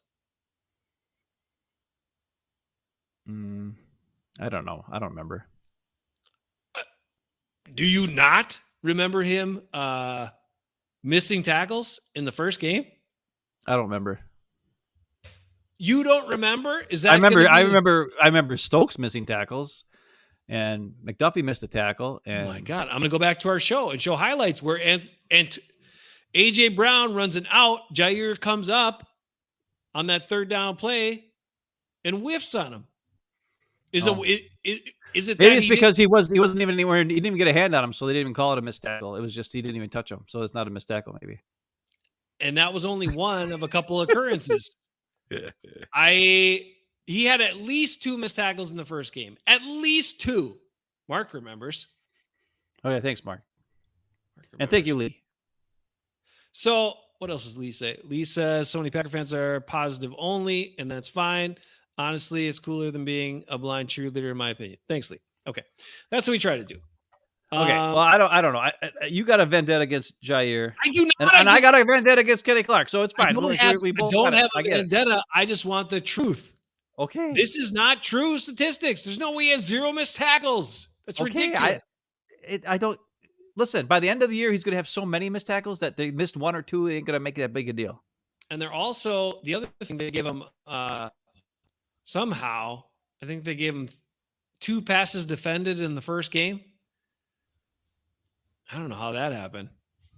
It makes me want to go back into like the every play and like dig through it like Andy Herman, some of these guys do, Anyway, Pro Football Reference, I don't know if I can trust you anymore. I'm disappointed.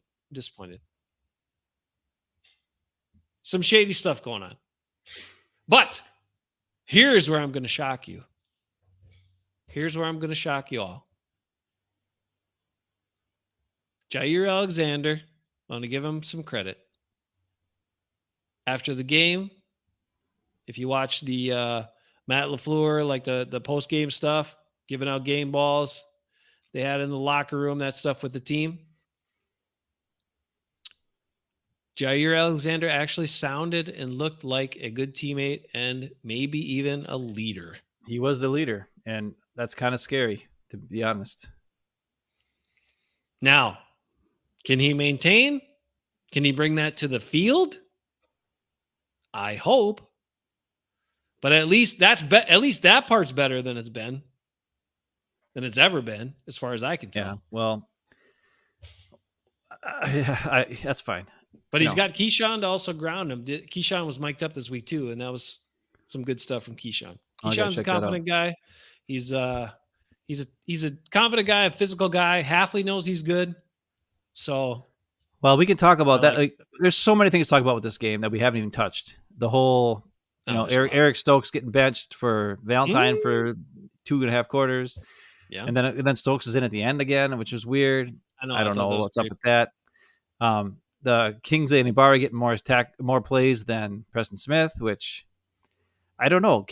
Kingsley and Ibarra was a guy who I wanted the Packers to draft the year they drafted him. I showed him on our video ahead of time. I said, I like this guy, and he's been pretty good. Right. But he's still not at the level I thought he would get to at this point in his career. Like, I thought he would be better than he is now, because he had the pass rush moves in college. Like, I liked that he was a technician without the speed or strength, like super strength and super speed, but he was like a technician type, kind of like a Carl Brooks type guy. Right. And I think Carl Brooks is actually better. I would almost rather see Carl Brooks in there at D tackle a couple of times instead of Kingsley Enagbare or Preston Smith. Have Kenny Clark or Devontae Wyatt, Preston Smith, or Devontae Wyatt and TJ Slayton at the tackles, Carl Brooks and Gary or whoever at the ends on first down, is I think they'd hold up better against the run. And I also think Carl Brooks can do some crazy stuff on the outside and maybe get some penetration here and there. So I don't know. There's a lot of different things there. I mean, they held on to 6 freaking defensive ends when they did cut down day, which was stupid, because then we lost a bunch of guys to other teams like Anthony Johnson Jr., who we could really use, and other players. But it's interesting. There's so many. I think the defense is still, like, John is a new guy who we first commented here, and he's talking about he thinks the defense is looking good. I think there are, like I showed a couple of the bad plays earlier, John, but there are positive things going on. But I think there's still a lot to be developed yet. There's still a lot to find out. Okay, what are we going to do here? Who's going to get the playing time? Who's the guy who's going to be an impact player for this team? And our guys who have been here for 3 or 4 years, is it time for them to be studs? And if they haven't proven it yet, is it time to put a different guy in? And I don't know. I don't know what the difference would be, but I mean, you gotta try different stuff when certain things aren't working. And Colby Wooden wasn't even activated for this game, Jace. I didn't even realize that. I didn't know that either. Which I thought was weird. Yeah. And TJ Slayton, out of the 4 defensive tackles, had the least amount of snaps against Jonathan Taylor in the running game. He had a rough week one. I was kind of disappointed with his play week one. But they all did. I mean, all those guys were not very good against the Eagles' O-line. The Eagles' O-line was physical as hell, and the Packers' defensive line could not hold up to them. But you can switch some stuff around. I mean, if Van Ness is not impactful on the outside, let's put him inside sometimes and see what he can do. See if he can cause problems against a guard or something like that. Maybe even just his long and tall and long arms in the middle can cause the quarterback problems if he gets his hands up and his arms up instead of 6'2" Kenny Clark. You got a guy that's like 6'5", 6'6", or whatever he is, and long arms and stuff. Try some of that. Try switching some of that. Put Wyatt out at D end and put like Van Ness on the inside or Gary on the inside. Like, literally take those guys and flip them. That would be, I think, interesting. John, you're a Bills fan? He's a Bills fan? Do you love Rasul Douglas? We miss him so much. We miss Rasul so much. Did you see? I watched the Bills a little bit against the Dolphins, which we can get into the whole Tua thing. That's sad. It's like I'm watching ESPN. Great show. Thanks, man. The greatest quote of all time, John. Thank you, man. Appreciate But that, John. Rasul Douglas, like on the first drive, he had 2 tackles Truly for is the loss man. in the first drive. Rasul, like they tried, like you said, he only has 5 targets in the 2 weeks. They tried targeting him his side of the field twice, both times. Tackle in the backfield, both times. And then they never did it again. They're like, yeah, okay, forget it. We're not going after Rasul anymore. That was dumb. Yeah, it is dumb. Rasul's like one of the best tacklers in the league, and it's dumb to even mess around with freaking Rasul out there. 5 targets in 2 games for him so far. They're not even trying to go at him. That's why those other guys were getting picks and stuff. The Bills had like 3 picks last game, but he didn't have any because they were throwing at him. They weren't throwing anywhere near him.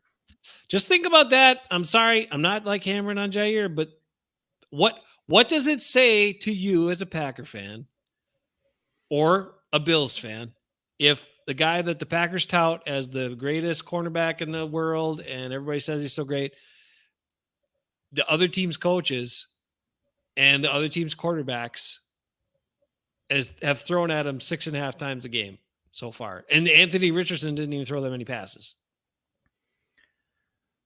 Well, I don't know.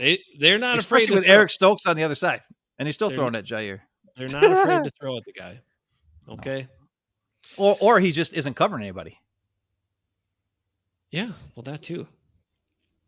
What do you say about that? Douglas, yeah, he was a good team leader too. Mark, we miss him.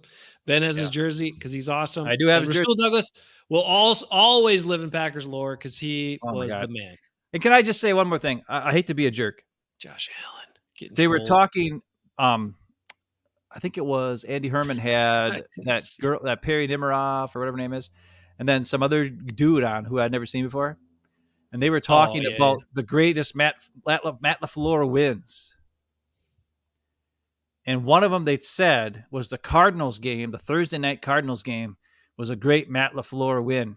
And I'm like, and they didn't once mention Rasul Douglas. And I'm like, are you kidding me? That's the Rasul Douglas game. That's the game where we were like, because I showed after the game, there's a video that I showed. Actually, you played it. You were like, who's the guys who knew about Rasul Douglas first? There's like 9 plays I showed Rasul making tackles, breaking up plays, doing crazy stuff, and then he gets to pick at the end to save the game in the red zone against Kyler Murray and AJ Green, right? Mm-hmm. That's the Rasul Douglas won that freaking game. And then there's the game against the Browns where he had 2 picks and he single-handedly won that game. And then there was a game against another team where he single-handedly won that game. I think it was the Dolphins that year, the first year he showed up. Rasul pretty much single-handedly won 3 games for us that year, being awesome because he is awesome. And I wish the freaking crap he was still a Packer. And I wish that Jair was a Bill, but sorry, John. But anyways, that's what I'm trying to say is this. Let's stop giving, poo-pooing on my guy, Rasul. Like, these people don't even bring him up. They're like, the Cardinals, that was probably the greatest Matt LaFleur win. And I'm like, Matt LaFleur didn't do jack shit in that game. That's Aaron Rodgers. Aaron Rodgers sucked ass in that game. I know. I'm like, what are you talking about? And they're like, well, Devontae didn't play. And because apparently Devontae was hurt that game. I don't remember because big deal. It doesn't really make a difference. They're like, and when Devontae didn't play and they still won. And I'm like, did you watch the game? Rasul Douglas won that game. Are you freaking kidding me? Now, this game against the Colts was a Matt LaFleur run game. And Matt LaFleur did give credit to Steno. He said Steno and Luke Butkus were guys coming up with a lot of that, the running game. Maybe they came up with those. They probably had the good runs. Yeah, Matt LaFleur had the dumb flow zone plays, and then Butkus and Steno were like, "Yeah, these plays suck. Let's run these good plays." So keep listening to Steno and Butkus apparently to run the good plays. I can't wait. It's also more fun as a blocker too. So much more fun to down block and also pull and lead up holes or kick guys out. Like that's way more fun than just doing this flow crap. Yeah. So let's do more of that. Double teaming is fun because you can push guys around. Like it's fun. So let the O-line have some fun. And if that doesn't work, Josh Myers just puke on everybody and we'll win games. That's what we got. Oh, wait. He's wondering us. John's asking us about Malik. Rate Malik. I would love if he was QB2 for the Bills. I think he destroys the Titans. Ooh, okay. Destroys them. I don't know. I mean, we've talked about him before. If you listen to him talk, he's a great guy. Great guy, lots of perspective. Now, I don't know what he was like coming into the league, but he made a comment post game Crazy. that Crazy was comment. that was like basically saying, this was the first time he got to start since he was a rookie, and they were asking about what's changed and all this sort of stuff, and he's like, I had those opportunities. I wasn't ready for them. I wasn't ready for them personally. I wasn't where I wanted to be as a person, he said, or as a player, and all that stuff. And Yeah, but he you know, also said that he never had first team reps any of the weeks right, before his 3 starts. right, that too. He said they ran the reps through. They were doing like everybody was hurt, so they just did like walkthroughs, Yeah, yeah, and so it was never actual live like reps. Where like you could see how fast the guy was going to run on a route or whatever. Like it was just walkthroughs and stuff. And he's like, I don't know, I got in the game and like nothing was running right or whatever. And it's just, it's crazy to me that you can do that to a guy who's never played. You have to run the system. At least have him run routes on air or something. Like I don't know, but as far as a guy, he seems really cool. Like if there's one thing we love, it's underdog stories. I mean, we are the underdog lovers around here. And yep. here's a guy who I remember that draft. I remember people talking about him being the number 1 pick overall. Like people were that high on him. Yeah. And that high on his talent level. And I thought he'd go in the first round based on what everybody was saying. And he fell all the way to the 3rd round that year. Yep. And I was like, oh, what the heck's going on here? Like, what are people seeing from him that made him fall all the way to the 3rd round? I mean, Aaron Rodgers fell to 24 and had a big heart attack. This guy fell off the whole first 2 rounds altogether. And, and then he showed up, and then they were like, and then he had to deal with the Tannehill and him, and people were like, oh, did they draft him? And then the very next year, they drafted another quarterback higher up in the draft to replace him. Yeah. And to have that happen to you, and then find out that you're not even going to make it as 3rd quarterback on your team in your 3rd season, and the team just trades you away for a piece of gum. Yeah. And then you show up and learn the system with all the checks and all the motion and all this stuff and get all the information to everybody and run the offense and not screw up once, have to play with a pukey freaking football because of Josh Myers and have to have it on your hand and all that. Ugh, I can't imagine the puke ball. But anyways, you couldn't be more impressed with the guy. And he allowed us to see what a Matt LaFleur offense would look like if Matt LaFleur had his way, I think. And I mean, I think he could do more. I think he could be, pass downfield a little more or whatever and so forth. But, sure. The first game, I think they were just like, hey, you know what? We got a lead here. Let's just sit on this sucker and just milk it out. And that's fine. Because the Colts were just getting in their own way the whole game. Like terrible passes, drop balls, stupid crap. They weren't going to push the buttons too much on offense just in case something weird happened with a young guy who only been there for a couple of weeks. But you know what? Going into this next game, I mean, this is a revenge game. He said he's got no revenge. He said he's got love for those guys. He said they gave him a chance here by trading to the Packers and all this kind of thing. I kind of believe it with him though. I kind of do. Are you kidding me? I kind of think he's a dude. No, if that's the truth, I'm going to be pissed. I kind of think he's a dude that lets stuff go. I'm an emotional guy. I know. Okay, I'm up and I'm down, and I freak out and I yell and I scream and I swear. And I am definitely not quarterback material in the NFL or anything. I'd be freaking out constantly. Right? I've known you for almost 40. Right. Well, 49 years or 48 years for sure. 48. You're not that old. You're not as old as I'm going to. I was going to say I know you for almost 50 years, but that no, you don't. You don't. There's a good 1 year and 10 months that before you came around, it was the happiest years of my life. That's besides the point. So what I'm saying is this: if he doesn't have, okay, he could. I'm impressed. He says all the right things, but if there isn't something deep down, even in the best, most morally high of us in the world, you can't tell me there's not something down there that says these guys screwed me. These guys took a guy, and it wasn't even a different regime at that point. Think about it. When they drafted Levis, it was the same head coach. Yeah. Mm-hmm. Now, I think the GM got canned. So it might have been a different GM or something. I don't know. Because I remember they traded away they traded away AJ Brown to the Eagles, and then and the coach was super pissed that the year before when they drafted Malik Willis. So I think that GM got canned. So it might have been a different GM who drafted the quarterback. But I mean, Vrabel must have signed on with that. So your coach gave up on you after 1 year. And then they get a whole new regime, and they don't even think you're the third best quarterback on the team. Dang, John's all in on Malik. I like it. If there's not something deep down inside that guy, no matter how high in moral character he is, which he seems he is to be a great moral character guy, there's got to be something deep down that pisses him off, and it's like, God dang, I want to revenge against these bastards, and I get to start for the Pack, a better team overall than the Titans, and we're gonna kick the crap out of them, and I'm gonna do everything I can. And if he better have some secret knowledge, I hope he should. I would assume from being there during the offseason and everything. Yeah, I hope so. Yeah. Know what the players are good at and all that kind of stuff. I hope he's telling them everything.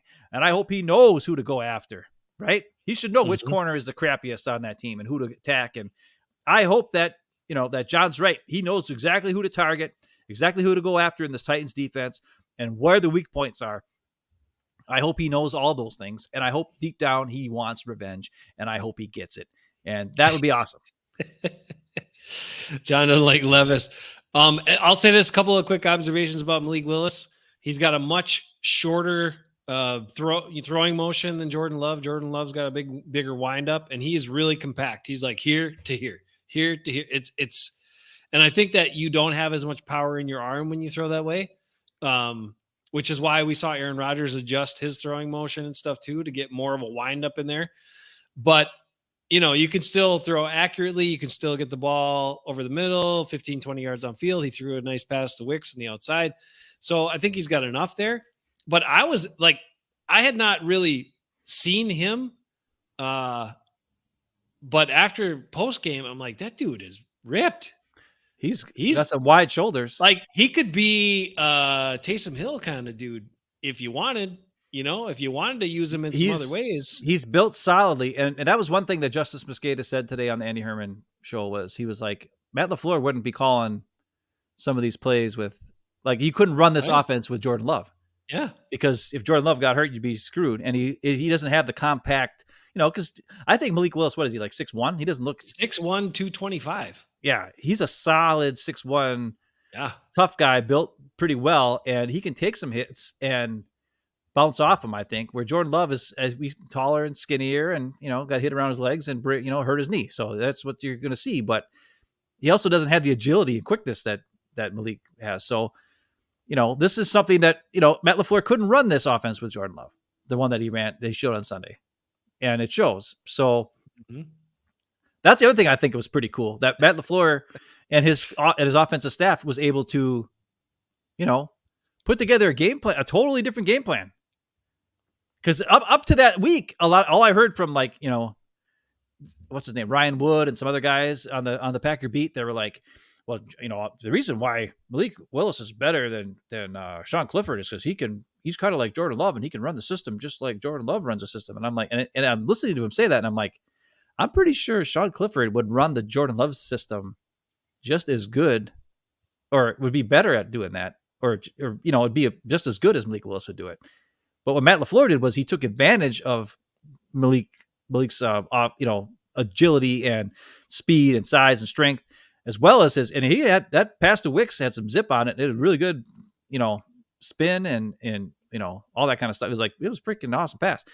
So you saw Matt LaFleur totally do a different game plan based on his quarterback. Yeah. And it was exciting. It was exciting to see how within 1 week. Now, they did have an extra couple days, right? Because they played Friday. So they had a couple extra days to put something together. But still, they changed the offense to fit Willis and to make him feel comfortable, I think. And he was solid enough and smart enough to know all the play calls, all the shifts, all the motions. And we saw how many times we saw Tucker Kraft moving over here, this guy moving over there, Bo Melton's running over here. And guys were running all over the place and moving everywhere and screwing up the defense. And it was beautiful. So that's probably the thing I was most impressed with Matt LaFleur, was the fact that he understood what he had. He understood he had a guy who can run that sort of team, that sort of offense. And it was exciting. That's my type of offense. When you control the game the way they controlled that first half by just grinding it out and smacking crap, and, it was beautiful. Beautiful stuff. Well, Here it is. Lee's got BS here. Bold statement. Malik Underton Clemens for 2 years, and he would be a Pro Bowler if he started full-time in Green Bay. That is some BS, Lee. That is bold statement worthy right there. Well done. It might be double BS. I don't know, Lee. That's a little crazy for me. I'll say this as well about him is I for the remainder of his time on the Packers, any quarterback sneaks, I want him in the game. Honestly, they should really take, like, it wouldn't be bad. No. I mean, the Saints won a lot of games by taking out Drew Brees and putting in Taysom Hill at times because he's just better at running the ball, right? Yeah. And Jordan Love, I hate to say it. How many times we watched Jordan Love on 4th and 1? He tries to run to the outside and trips over his own feet or gets smacked and he fumbled at one time. It's like, he's just not good. Like, I don't know. People said, oh, he's athletic and whatever. He's not that athletic. He can throw the ball, but he's no freaking, Lamar Jackson or whatever, or these Jalen Hurts, these kind of guys. Where Malik Willis is closer to a Jalen Hurts or a Lamar Jackson type guy. Yeah, you could do a lot with him. It could be straight quarterback sneak because you're not totally giving it away. You know it's probably going to be a run, but straight quarterback sneak, you could fake dive and he bounces to the outside. Maybe it's an option play. There's lots of things he could do. The other thing I wanted to give him props for, like you mentioned, running the offense, I was super impressed, especially with as little time as he had to work with the guys, all the different things they did with the extra fakes, the handoff to receivers, like his ball handling and all of that. So well done. Don't underestimate the importance of that part of the game as a quarterback. Like I know we're going to worry so much about their throwing, but the ability to have the timing and get the handoffs clean and the flips and turn right and know who's getting the ball and which way you got to do it. I mean, he was outstanding and all that stuff. JJ, you showed up late. So for JJ, the other secret weapon, we played this at the start of the show. Ben, one more time for you. This is the secret weapon for the Packers.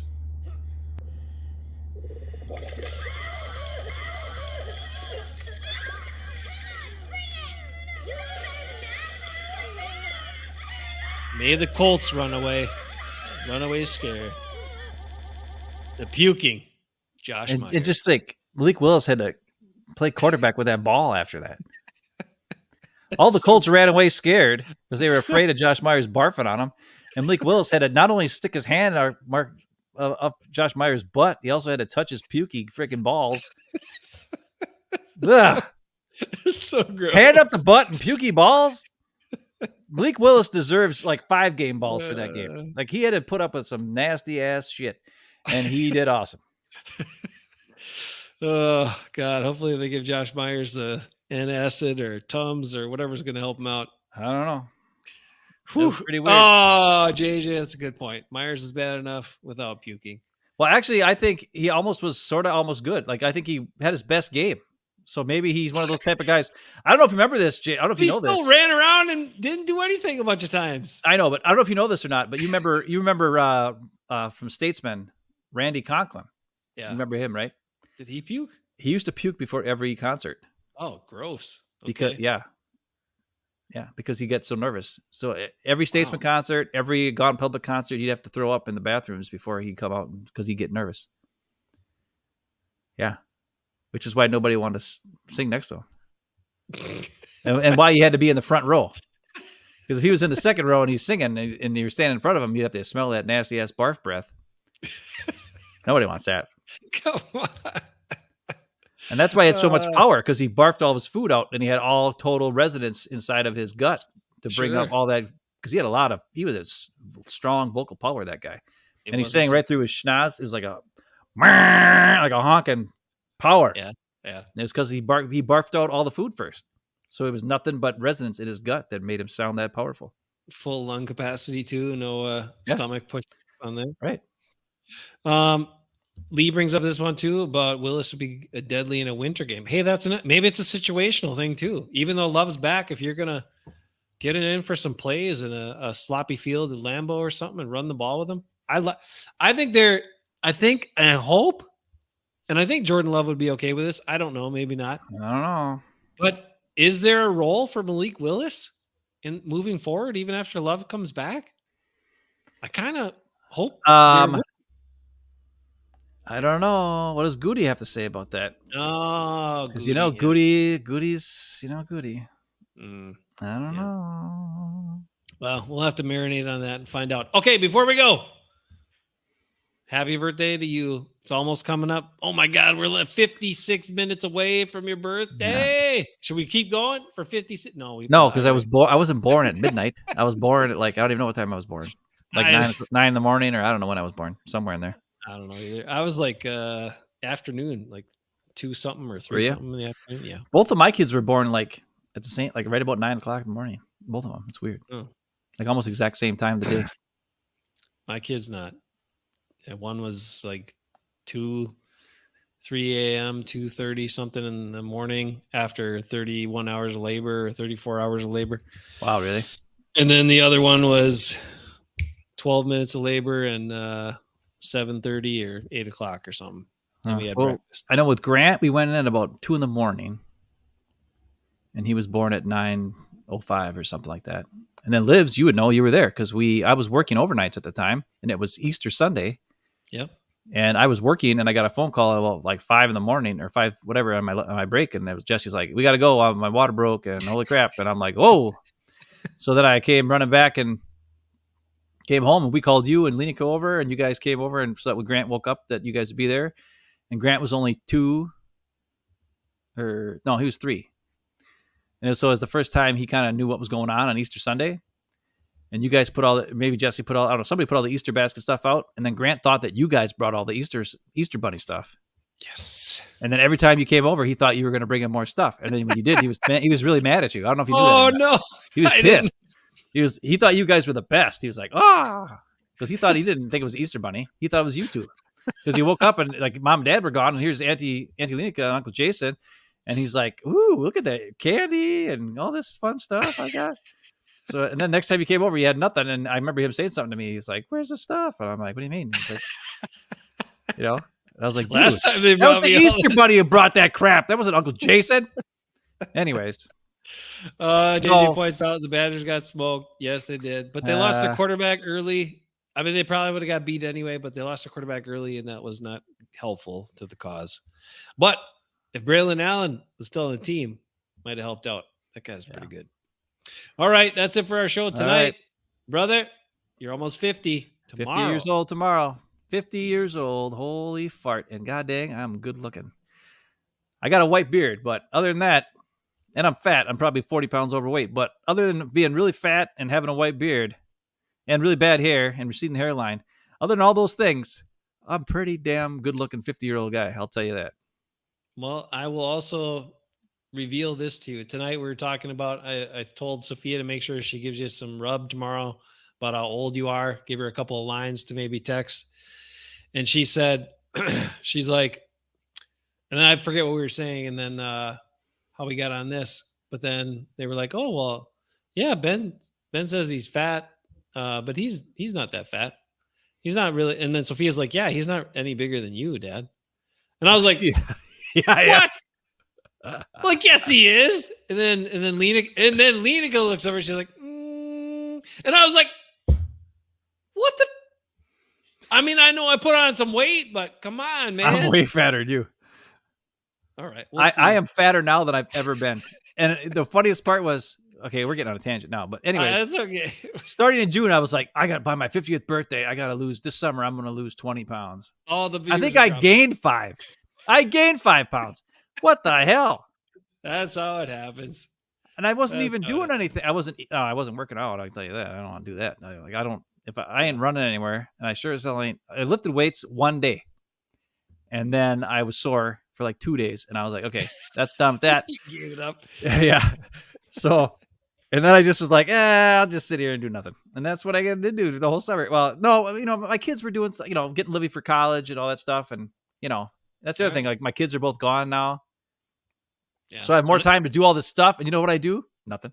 I still do nothing. So I don't know when I'm going to start doing stuff. I'm hoping that when I turn 50, I'll be like, okay, dude, you're old. 50. Like start figuring something out. Start getting some, whatever. I don't know. But once you're officially halfway to the finish line, then dude, I'm pretty sure I'm not going to make it to 100. So I'm well past halfway to the finish line unless some miracle happens. Who knows? Now, Maybe you'll just. I never keep go to the going. doctor, so like there could be a million things wrong with me. And I've never been to the doctor, so I don't know because I just don't Really? go. Really? I don't want to know. Yeah, I don't want to know. I don't want to know what's wrong with me, so I just don't go. But I feel Okay. good. I feel great. Hey, so as like, long as know, you feel hey, good, that's all that matters, right? Just like we tell Dad. As Yeah. long as you're feeling good, that's all that matters. All right. Well, just remember tomorrow's your birthday, but when I see you this weekend, we're getting a side-by-side picture so I can show my family that I'm not as fat as you. No, I don't want that. Okay. Well, then I'm wearing all black, and you're gonna wear white. And then We're gonna do a profile with shirts off. Profile. nobody wants that. I actually today when I saw not today, yesterday after I cut the the grass, I made the mistake of keeping my glasses on when I took my clothes off before I took my shower, and I was like, whoa. Usually I don't have my glasses on, so I just kind of see a white blob over in the mirror. Yeah. And yesterday I made the mistake of keeping my glasses on when I took my shirt off, and I was like, Don't do that. whoa, Lee I am way fatter than I thought. Lee said it was a good episode until now. This is a great episode. But he says happy pre-birthday. It's still good at the end. This is good. People want this stuff. I don't know if they want it, but they get it. Oh yeah, they like it. All right. Listen, we have personality on the show. We're not the stuffy, boring guys. We don't tell you the same crap all the time. We tell you the truth. We show you some cool plays. We have some fun. There you go. That's the way we've always been. And we might rub some people the wrong way, but whatever. And we might rub them the right way. Okay, You never know. No, nobody wants that. No? All right. Well, fair enough. All right. You guys have a good weekend. Hopefully the Packers beat the garbage Titans, because if Aaron Rodgers can beat them, then the Packers should probably beat them too. Yep. You guys enjoy your weekend. Enjoy the Packer game. We'll catch you next week. And don't forget to get on Facebook and give Ben a shout out. Happy birthday, 50 tomorrow. Yep. Be good, bro. Tell me why the unicorn must